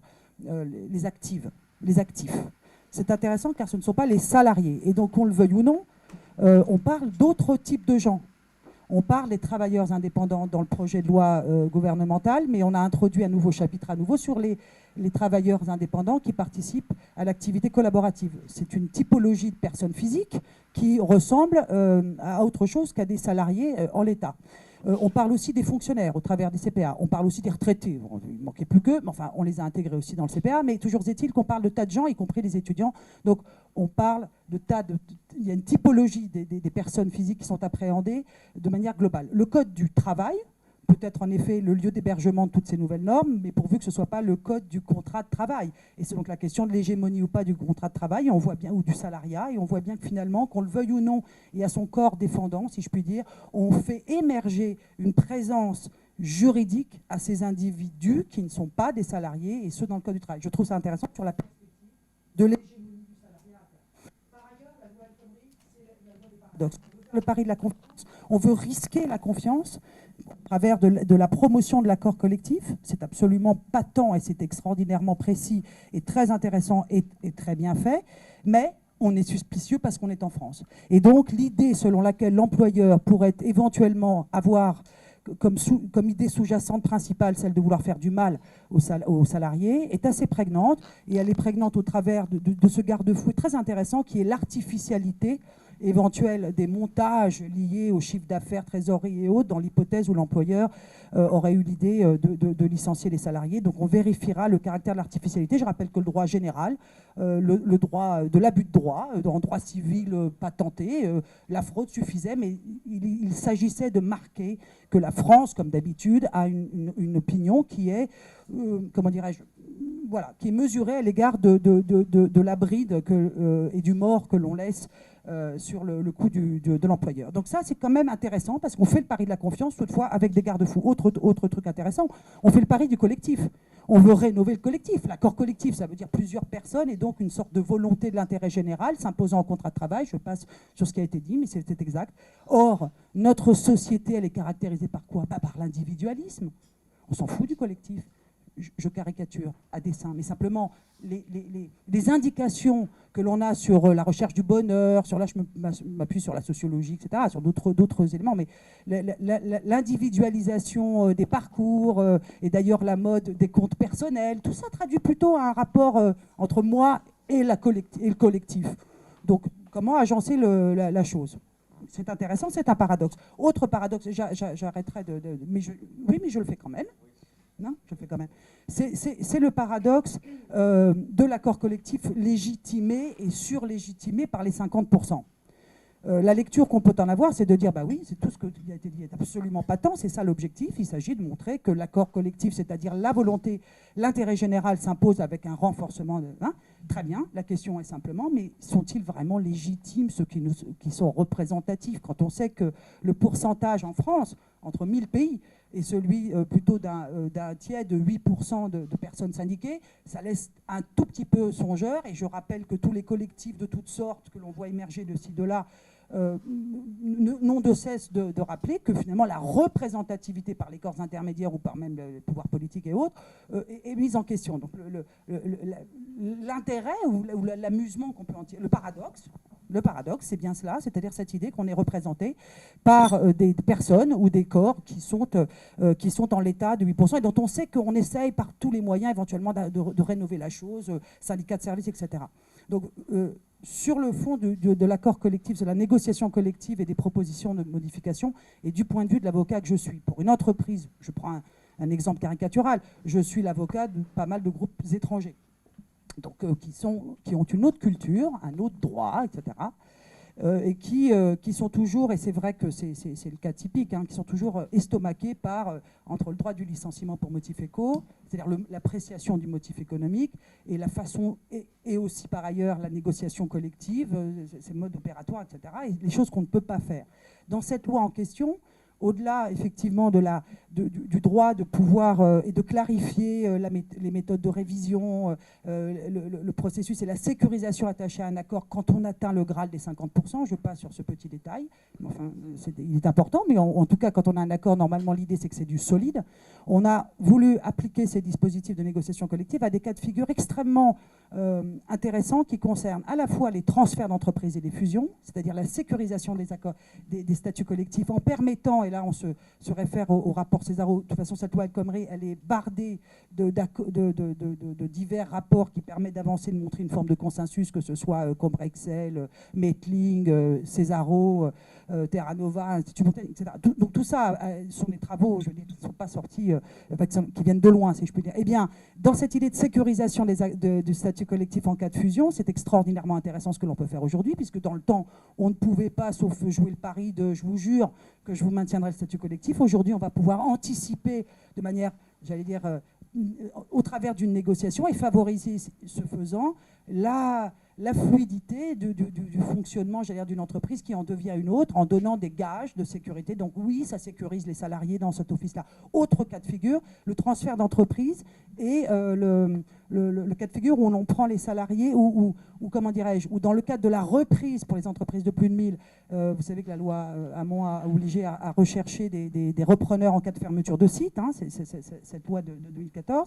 Eh bien, dans ce cas de figure, la loi d'aujourd'hui, potentielle, vient prendre en considération un cas extrêmement patent, évident, c'est que lorsqu'un repreneur se présente, il dit « Ok, mais moi, je n'ai pas besoin des 244 salariés, j'en ai besoin de 234, regardez, voilà ». Eh bien, dans ce cas de figure, en fait, l'histoire montre que le repreneur s'en va, le cédant continue de son PSE et tout le monde est licencié.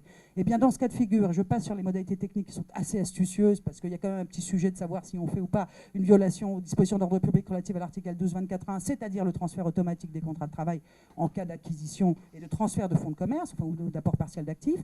Eh bien, dans ce cas de figure, l'on prévoit, et ce de manière extrêmement bien faite, et ça pourrait passer, me semble-t-il, mais en tout cas c'est bien fait, l'idée que le L122.12, comme on l'appelle, c'est comme les anciens francs, on a du mal à passer au nouveau numéro, mais enfin le 12.24.1 ne s'appliquerait qu'aux seuls salariés, j'allais dire, repris et non pas faisant l'objet de suppression de poste. Donc c'est intéressant parce que ça favorise le fait de conserver des gens des gens à bord, si je puis dire. Et je termine juste par une considération, j'allais dire, qui est à la fois avocat et à la fois citoyen. C'est que cette loi a pâti, je parle de la com, je parle du plan de marketing, a pâti d'un seul mot. Il s'appelle précarité, ce mot. Et à partir du moment où ce mot a été prononcé en février, je veux dire, la totalité des personnes qui voulaient éventuellement en parler, parce que je mets au défi quiconque qui en parle fort bien, de manière savante, pour expliquer à quel point cette loi est effrayante, de l'avoir lu vraiment dans tous les détails. C'est le mot précarité qui est ceci de particulier qui le pétrifie. Il pétrifie l'interlocuteur et on est là à dire mais non, pas tant que ça, parce qu'en fait la flexibilité, oui, mais c'est pour embaucher plus. Alors après, il faut mobiliser les économistes pour dire est-ce que c'est vrai ou c'est pas vrai. Bon, enfin écoutez, en tout état de cause, précarité ou pas, voilà un scoop. La vie économique moderne, et les jeunes le savent, les jeunes et même les moins jeunes savent que c'est pas tellement le mot précaire qui s'applique, mais c'est en tout cas provisoire et temporaire, et que l'idée c'est en effet de faire passer les différents états possibles. Et le CPA était une bonne idée, simplement là en l'espèce, bon, la bonne idée pâtit d'un poil parce qu'on n'est pas tout à fait au bout du processus de réflexion. J'en ai terminé, monsieur le professeur. Merci. Alors maintenant, c'est à vous. Alors, le programme, hein, c'est questions-réponses. En principe, dans l'ordre, ça sera Claire Scoton qui répondra, parce que c'est elle qui était au cœur de la centrale nucléaire. Et après, nous viendrons soit en soutien, soit peut-être pas en soutien. Alors, oui, est-ce que vous pouvez vous présenter à chaque fois, hein? Et je crois que le club de juristes enregistre, donc si vous pouvez parler dans le poste. Non, parce qu'on enregistre. Ah, Vous savez, d'accord, très bien, pardon. ici, tout est normé. Donc, Oui, Marie Bélan des Échos. C'est une question un peu générale, mais est-ce que, vous l'avez très bien dit, cette loi, elle fait le pari du collectif. Bon, je ne sais pas si c'est bien ou si c'est mal, mais en même temps, est-ce que c'est pas un peu à revers du sens de l'histoire? Parce que vous disiez vous-même que dans les principes Badinter, le principe numéro 1, il consacre les droits de la personne au travail. Donc est-ce qu'il n'y a pas une antinomie? Alors là, c'est un peu général comme question, mais c'est intéressant quand même de voir qu'elle fait une sorte de pari qui peut-être ne va pas rencontrer beaucoup d'écho de la part des salariés. c'était là, c'est une bonne question. C'est une excellente question. Mais justement, j'allais vous dire, si on ne veut pas que le droit du travail explose, il faut privilégier le collectif. Sans ça, c'est l'opt-out.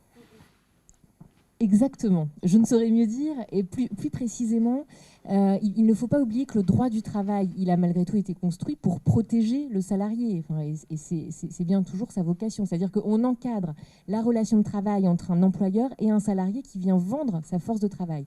On sait que cette relation, elle est par définition déséquilibrée, puisque le salarié, il est dépendant du salaire qui lui sera versé aujourd'hui à la fin du mois, grâce à un principe de mensualisation pour lequel il a fallu aussi se battre. Bref. Donc le Code du travail, il est là pour protéger. Il ne peut pas protéger chaque relation individuelle aussi bien que ne peut le faire un collectif qui a un intérêt dans la performance économique et aussi dans la performance sociale d'une entreprise. Et pour le coup, l'histoire nous donne plutôt raison, en tout cas la logique de ce projet de loi sur ce point, puisque quand on regarde la façon dont se négocient les plans de sauvegarde de l'emploi, dans des situations compliquées, dans des situations de crise, de difficultés économiques, où des plans de licenciement sont nécessaires. Aujourd'hui, ces plans de licenciement sont négociés, ils font l'objet d'un diagnostic, d'une analyse entre l'employeur et les organisations syndicales. Ils sont signés à la majorité, enfin, par des organisations syndicales qui représentent la majorité des suffrages exprimés. Et ça fonctionne plutôt bien. Et les salariés, même ceux qui sont licenciés, finalement, bénéficient de mesures d'accompagnement et de retour à l'emploi. Et donc, ça fonctionne. Donc, le pari du collectif peut être relevé, me semble-t-il. Enfin, hélas, la question que vous avez posée, c'est, je crois que le terme pari, c'est toute cette loi, comme le rapport Combrexel, pari sur, il existe des partenaires sociaux représentatifs qui peuvent construire ensemble quelque chose.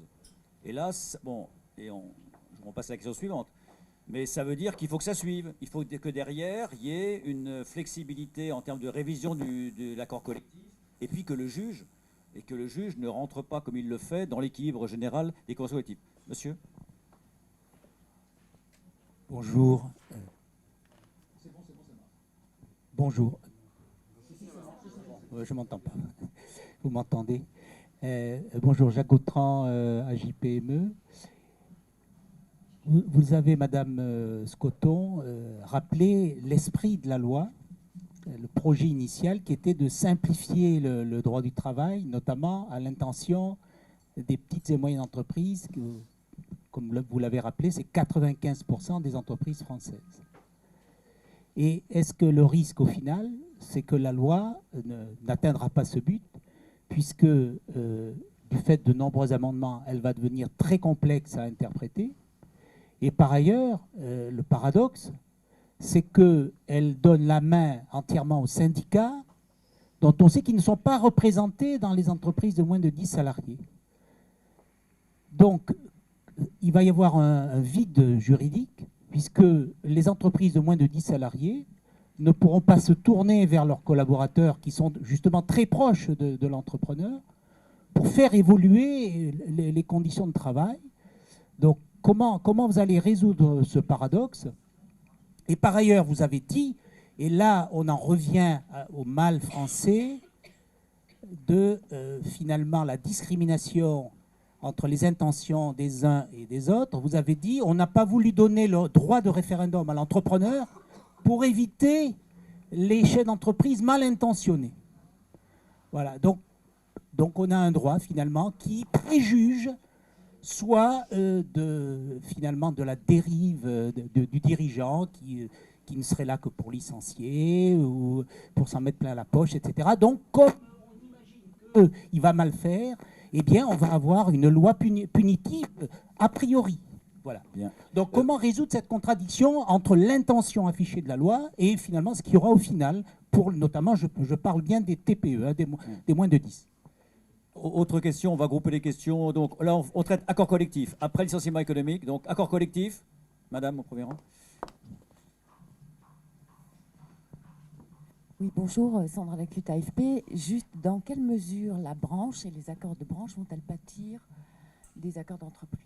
Comment ça va se passer? Je reviens à la question de l'inversion des... Donc vous avez entendu au fond, dans quelle mesure les branches vont-elles pâtir de la nouvelle loi? Pas d'autres questions sur la loi majoritaire, référendum? Oui. Est-ce que vous pensez que les marges de manœuvre... Pardon, Marianne Ray de l'Express d'entreprise.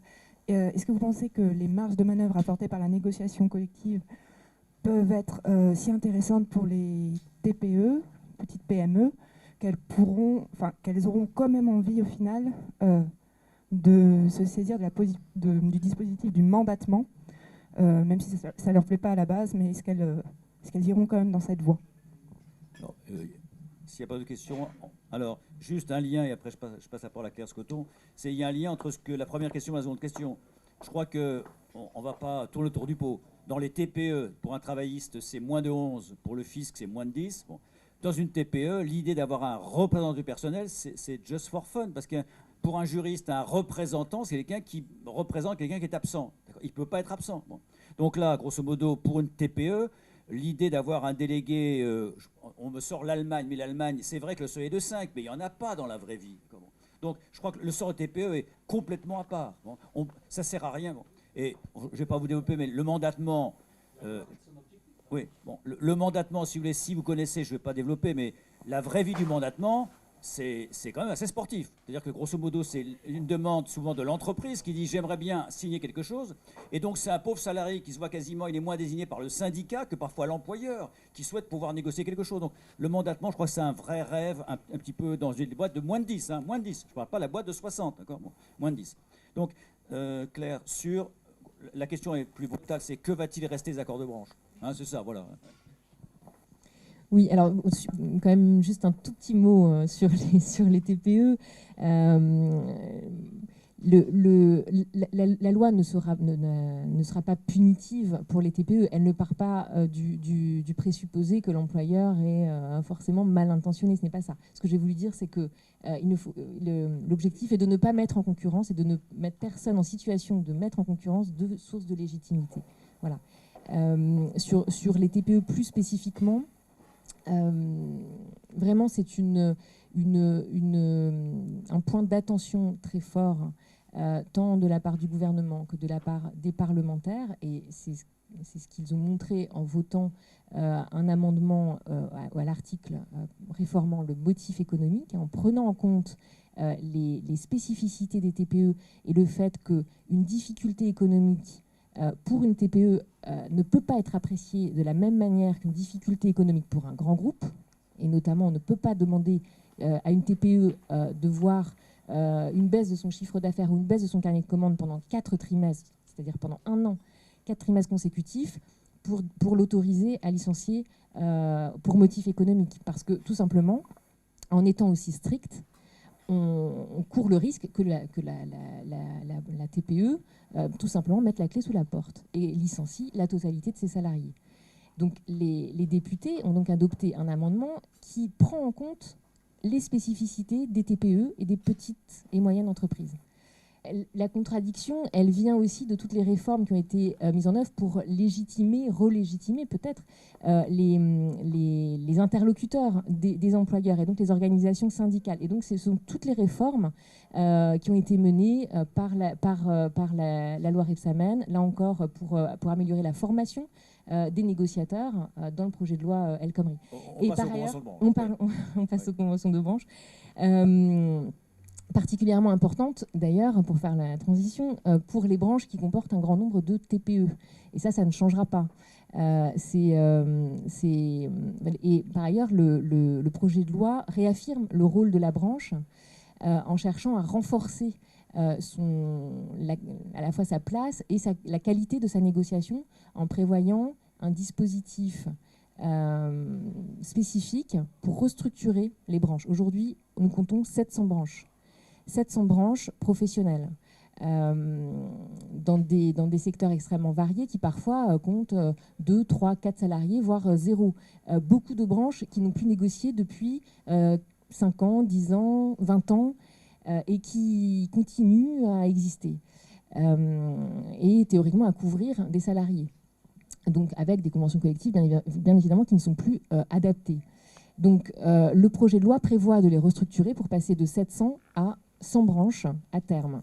100 branches avec une pertinence économique et sociale, ce qui permettra de donner une couverture conventionnelle adéquate aux salariés en termes de prévoyance, de santé, de mutualisation des fonds de la formation professionnelle, en termes de salaires minimaux, en termes de classification, c'est-à-dire les 4 domaines clés, les 4 domaines propres à la branche sur lesquels l'accord d'entreprise ne peut pas revenir.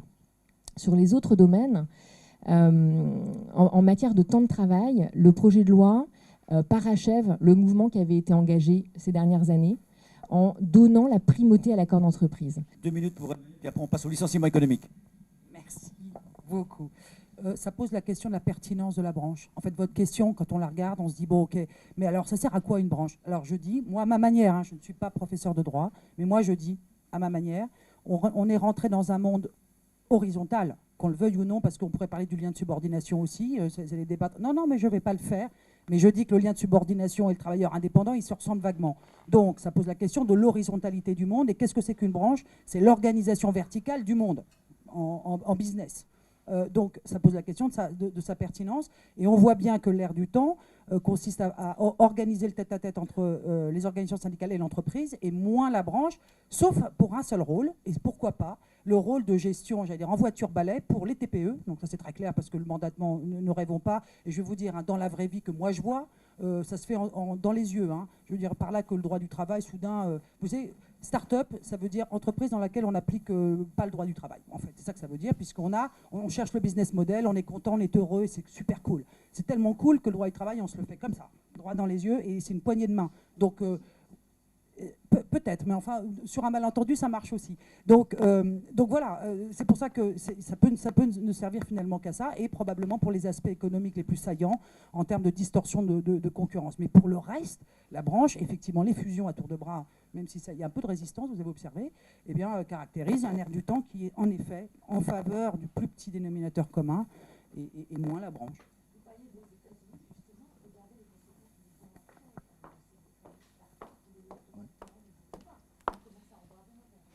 Alors, on termine sur la branche. Juste une chose qu'avait abordée la commission Combrexel, c'est que la question qui s'est posée la commission Combrexel, c'est que la commission avait souhaité maintenir un haut niveau pour les conventions de branche. Mais la question, et c'est là qu'on voit que c'est difficile à gérer, c'est en premier temps, on restructure massivement les branches, parce que c'est du jamais vu depuis 70 ans.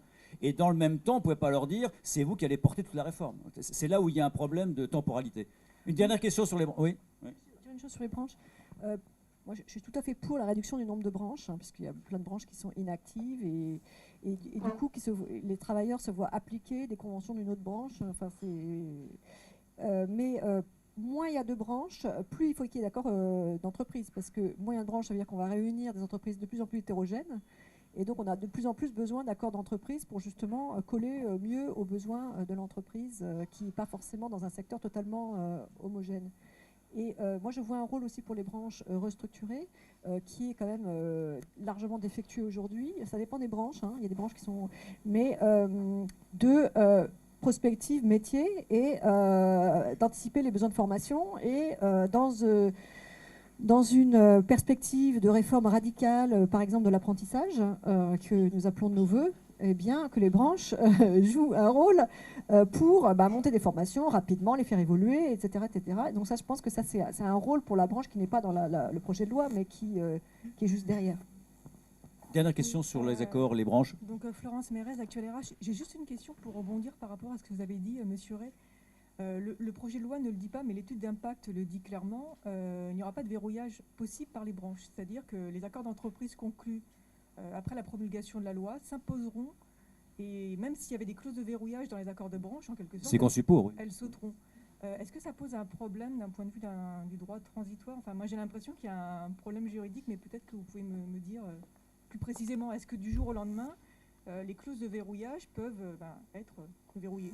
Alors là, vous renvoyez une jurisprudence du Conseil constitutionnel sur est-ce qu'on peut porter atteinte à l'autonomie contractuelle. La réponse est l'addition que vous connaissez du 15 mars 2012 sur la loi Warsmann, c'est le législateur peut imposer cette modification à supposer que le gouvernement, en l'espèce, démontre au Conseil constitutionnel un motif d'intérêt général suffisant.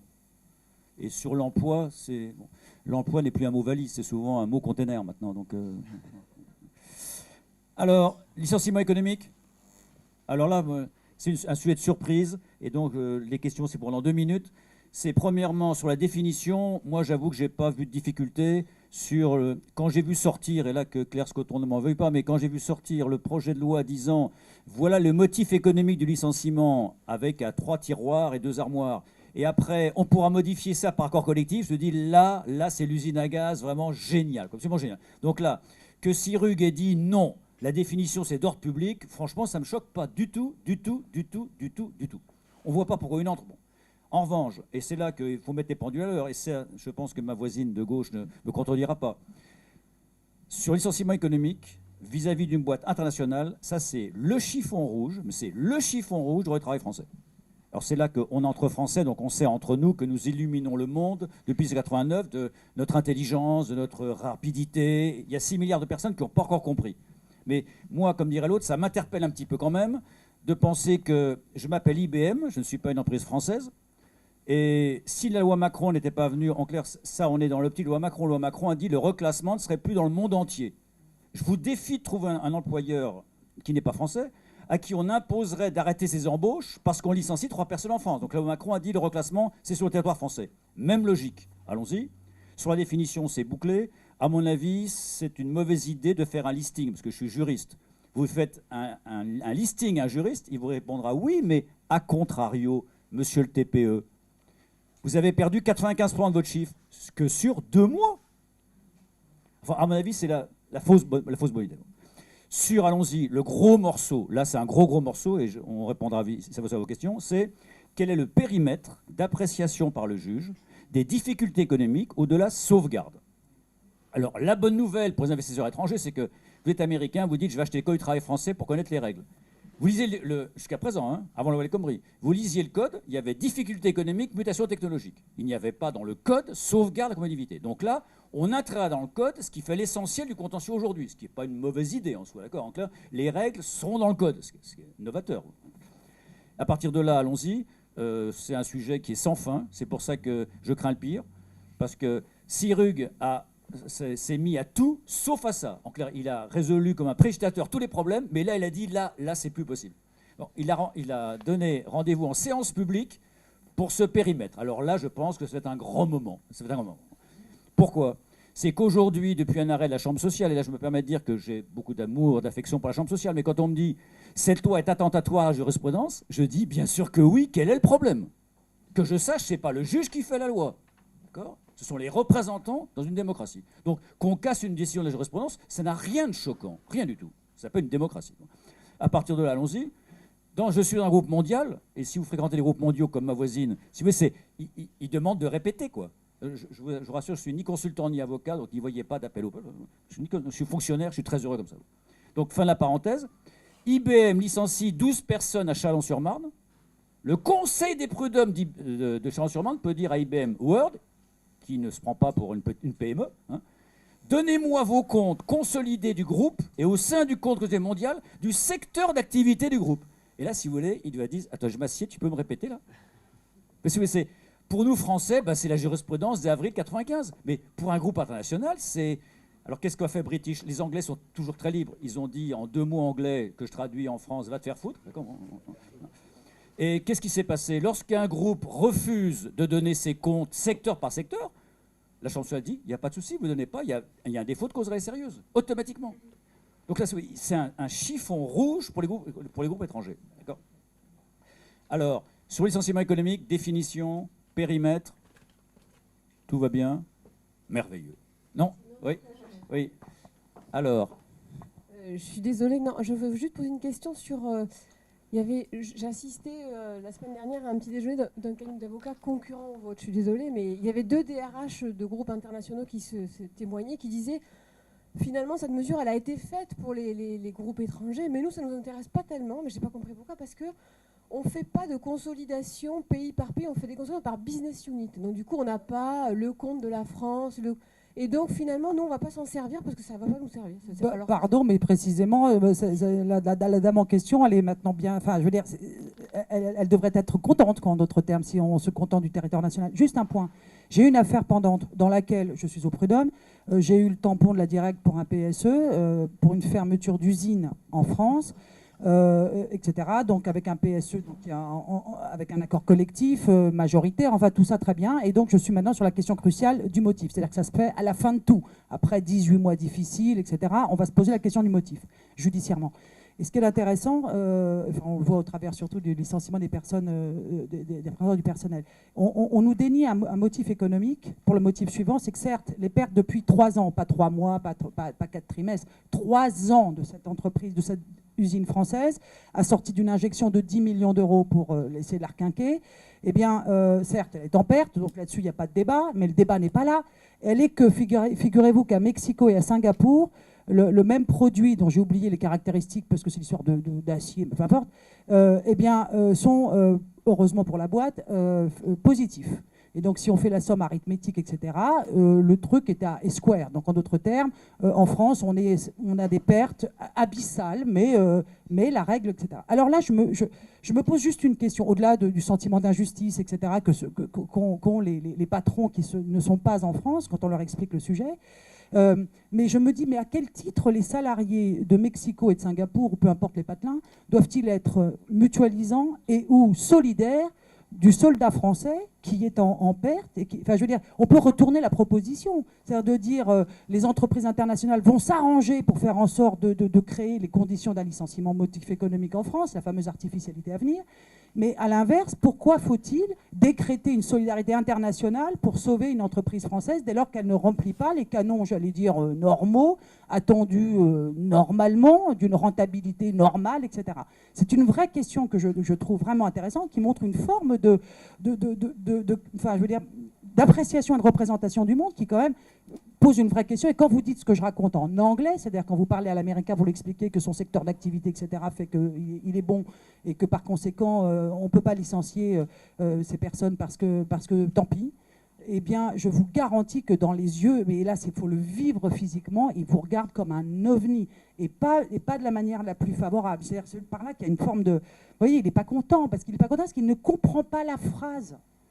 Et donc, voilà, enfin, on en est là. Et donc, j'espère vraiment que cette histoire de périmètre, mais à l'évidence, c'est un chiffon rouge écarlate qui est mis entre les mains de la représentation nationale. Et c'est dommage parce qu'il faut faire en sorte que tout le monde joue la compétition et qu'en embuscade, on aura l'artificialité, etc. et l'abus de droit pour empêcher Mais là encore, c'est la manifestation d'une suspicion irrépressible, insurmontable de ce qu'un employeur, par hypothèse, veut faire du mal à ses salariés français entre mille. Français. Et pourquoi le sous-jacent? C'est parce qu'on sait qu'il paraît que les gens pensent que le code du travail serait rigide. Vous voyez, donc on alimente tout seul nous-mêmes cette histoire et on n'en sort jamais. Il faut essayer de renverser la vapeur, faisons le pari risqué de la confiance. Un mot, Claire, avant de terminer sur déconnexion nouvelles technologies. Oui, alors simplement pour rajouter une micro-phrase par rapport à ce qui vient d'être dit, ce qu'il faut savoir aussi, c'est que les groupes florissants à l'étranger, souvent ils ont les moyens de payer les indemnités de licenciement sans cause réelle et sérieuse. Donc ils peuvent prendre le risque. Donc ça n'est pas une mesure qui va forcément faciliter les licenciements de ces grands groupes. Ça, c'est une précision. Autre précision, on a beaucoup parlé des groupes par rapport au périmètre national, et c'est évident que c'est une mesure groupe. Mais la codification de la jurisprudence, notamment sur la sauvegarde de la compétitivité, mais aussi sur les pertes d'exploitation, et la Commission des affaires sociales qui a rajouté l'excédent brut d'exploitation, Ça, c'est en direction des entreprises qui n'ont pas les moyens de se payer des avocats qui leur expliquent toute la jurisprudence de la Cour de cassation.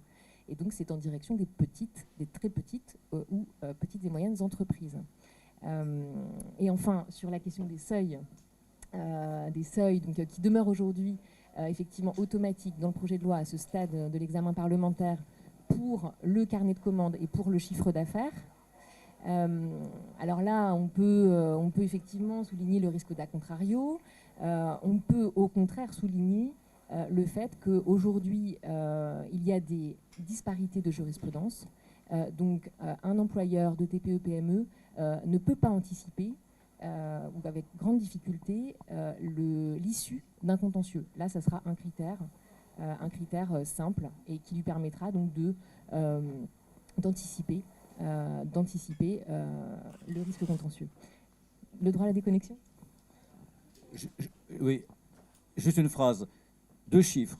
Les licenciements personnels donnent lieu à coup de louche à des contentieux à hauteur de 25%. Les contentieux pour motif économique, c'est 2,5%. Donc vous voyez l'opposition entre l'espèce de gros chiffon rouge, oulalalala, et la réalité du contentieux.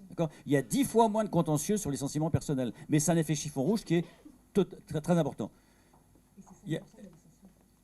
Oui, c'est 5% de licenciements, bien sûr. Je vous rappelle que chaque mois, il y a entre 3 et 4 fois moins de licenciements économiques que personnels. Il y a peut-être un rapport entre les deux d'ailleurs. Oui. Juste très rapidement, Marie-Françoise Clavel.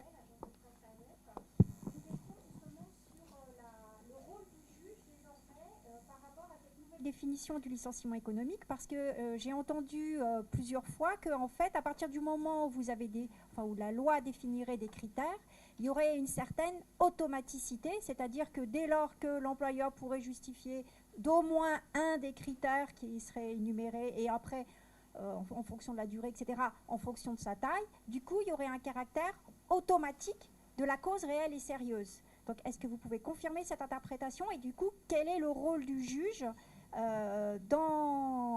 quel est le rôle du juge dans ce cas-là? Et juste une observation, c'est que dans la présentation que vous nous en avez faite des problèmes des TPE sur le licenciement économique, en fait, ce que vous avez mis en avant, c'est plus les problématiques de la rédaction, en fait, de la lettre de licenciement, plus quand même que de la contestation, en fait, du motif économique. Et juste quand on regarde, pour compléter ce qu'a dit Jean Ménouret, quand on regarde quand même la jurisprudence sur le motif économique, en fait, il y a quand même très peu d'entreprises qui perdent sur véritablement les difficultés économiques, et par contre, il y a proportionnellement beaucoup plus d'entreprises qui perdent sur les problèmes de rédaction, en fait, de la lettre de licenciement et de l'obligation de reclassement, qui sont, me semble-t-il, des questions beaucoup plus pour le coup, posent quand même des difficultés plus importantes pour eux. Il nous reste 5 minutes. Pierre Scoton sur est-ce que le licenciement sera automatique? Non, alors le juge aura toujours, bien évidemment, pour objectif et pour rôle d'apprécier la réalité du motif et le sérieux, voilà. Donc cause réelle et sérieuse du motif économique. D'autant que les députés souhaitent introduire le caractère substantiel, donc une appréciation un peu plus qualitative et encore moins automatique de ces différents critères. Donc le rôle du juge, et c'est d'ailleurs la raison pour laquelle on codifie la jurisprudence d'une certaine manière, le rôle du juge ne sera pas bouleversé sur ce point-là.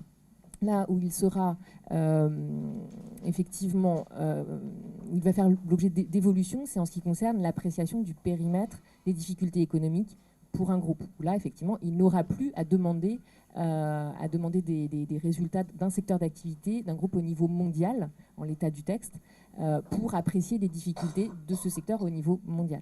Mais en revanche, il appréciera bien toujours le caractère artificiel, puisqu'il s'agit d'éviter des montages de trésorerie, par exemple, pour assécher une filiale financière, ce qu'il peut faire aujourd'hui et ce qu'il pourra bien évidemment toujours faire demain.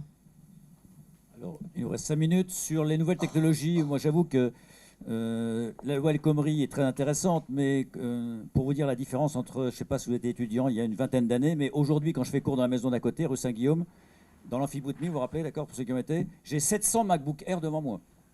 Vous voyez un peu l'ambiance, d'accord ? Je ne vois plus étudiants, d'accord ? Je vois 700 pommes. Et parfois, il y a un groupe qui est uni autour d'une pomme. En clair, ils regardent un film. Et si vous voulez, quand je vois le Wael Khomri qui nous parle de subordination, allons-y sur le droit à la déconnexion, on terminera par là si vous voulez bien. J'avoue que en 2002, j'ai écrit un article de droit social qui s'appelait « Le droit à la déconnexion, droit à la vie privée du XXIe siècle ». Je dois avouer que depuis 2002, je ne défendrai plus aussi fermement le droit à la déconnexion. Pourquoi ? C'est qu'en 2002, il n'y avait pas Instagram, il n'y avait pas Facebook. En clair, la connexion est une connexion assez horizontale finalement. Aujourd'hui, je ne sais pas si vous avez des enfants, mais c'est absolument terrible. Hein. C'est grosso modo leur portable, c'est pas un portable, c'est leur troisième main et c'est toute leur vie. Résultat, si vous voulez une provocation avant de passer aux questions en quelques minutes, c'est je pense qu'un jour, si jamais vous enlevez un collaborateur, vous dites « Rends-moi ton portable », d'accord ? Un jour, on se retrouvera dans la cour de Strasbourg pour traitement inhumain et dégradant. Alors, sur le droit à la connexion, alors, juste une chose, la loi dit que les syndicats auront accès à l'intranet. Avant, c'était par accord collectif. Maintenant, ils auront accès à l'intranet sans accord collectif, bien que l'accord collectif soit souhaitable. Bon, je ne suis pas sûr que ce soit une bonne idée, parce que je crois que sur l'intranet, grosso modo, on ne peut pas accepter que n'importe qui s'installe sur un intranet. D'accord ? Il y a des questions de sécurité informatique. Et il y a un amendement qui était en ce sens, ça me paraît tout à fait important. Sur le droit à la déconnexion, après cette pirouette, avez-vous des remarques ? Grosso modo, le droit à la connexion, on est bourreau et victime. C'est que quand quelqu'un me dit rends compte, j'ai reçu aujourd'hui 150 courriers électroniques, alors si je veux le fâcher, je dis moi aucun. Et là, il me regarde, l'air, t'es harcelé. Bon. Et deux, on est tous victimes et bourreaux. En clair, ça ne relève pas du droit, le droit à la connexion. Il faut des règles collectives. Mais il faut apprendre à s'arranger avec les courriers électroniques. Ceux qui me disent ça, je leur dis, t'as exprimé combien de courriers électroniques ? Ben, ils me disent 175. En clair, ils viennent de quelque part. Et ce n'est pas le droit qui va réglementer ça. Et juste un exemple. Dans les groupes mondiaux, l'idée de dire droit à la connexion, vous voyez ce que je veux dire, dans un groupe qui fonctionne 24 heures sur 24 sur le monde entier, quand est-ce qu'il a le droit de se déconnecter ? C'est une question de pratique sociale, de régulation interne. Ce n'est pas la loi qui va permettre tout ça. Alors, oui, quelques questions, les dernières. Alors, ça sera... Alors, Claire. Est-ce que j'ai un droit à la défense ? Oui, 2 minutes. Alors, droit à la déconnexion, on est d'accord, ce n'est pas à la loi de dire... À 20h, tous les serveurs s'arrêtent. Pendant vos vacances, tous les mails que vous allez recevoir seront automatiquement détruits, etc. etc. Ce sont des règles collectives, vous l'avez dit. Règles collectives, en droit du travail, on ne sait pas faire autrement que de passer par un accord et par une négociation. Et le choix a été fait, effectivement, d'introduire cet item du droit, des modalités d'exercice du droit à la déconnexion dans la négociation sur la qualité de vie au travail et sur l'égalité entre les femmes et les hommes. Et pourquoi ? Parce qu'effectivement, on ne peut pas, dans les murs, entre les 4 murs de la rue de Grenelle ou de la tour Mirabeau, où se situe la Direction générale du travail, inventer des dispositifs qui soient adaptés à telle entreprise start-up, par exemple, avec des jeunes qui sont... effectivement, qui ont comme deuxième main, troisième main leur smartphone, ou un groupe international où les cadres sont sans cesse dans les avions avec un décalage horaire, etc., et travaillent dans leur hôtel, etc. Malgré tout, pourquoi l'introduire dans la loi ? Et pourquoi en faire un item de négociation ? Aujourd'hui, multiplication de l'utilisation des outils numériques, des smartphones, des ordinateurs portables qu'on ramène à la maison, parce qu'on se dit que ça va permettre de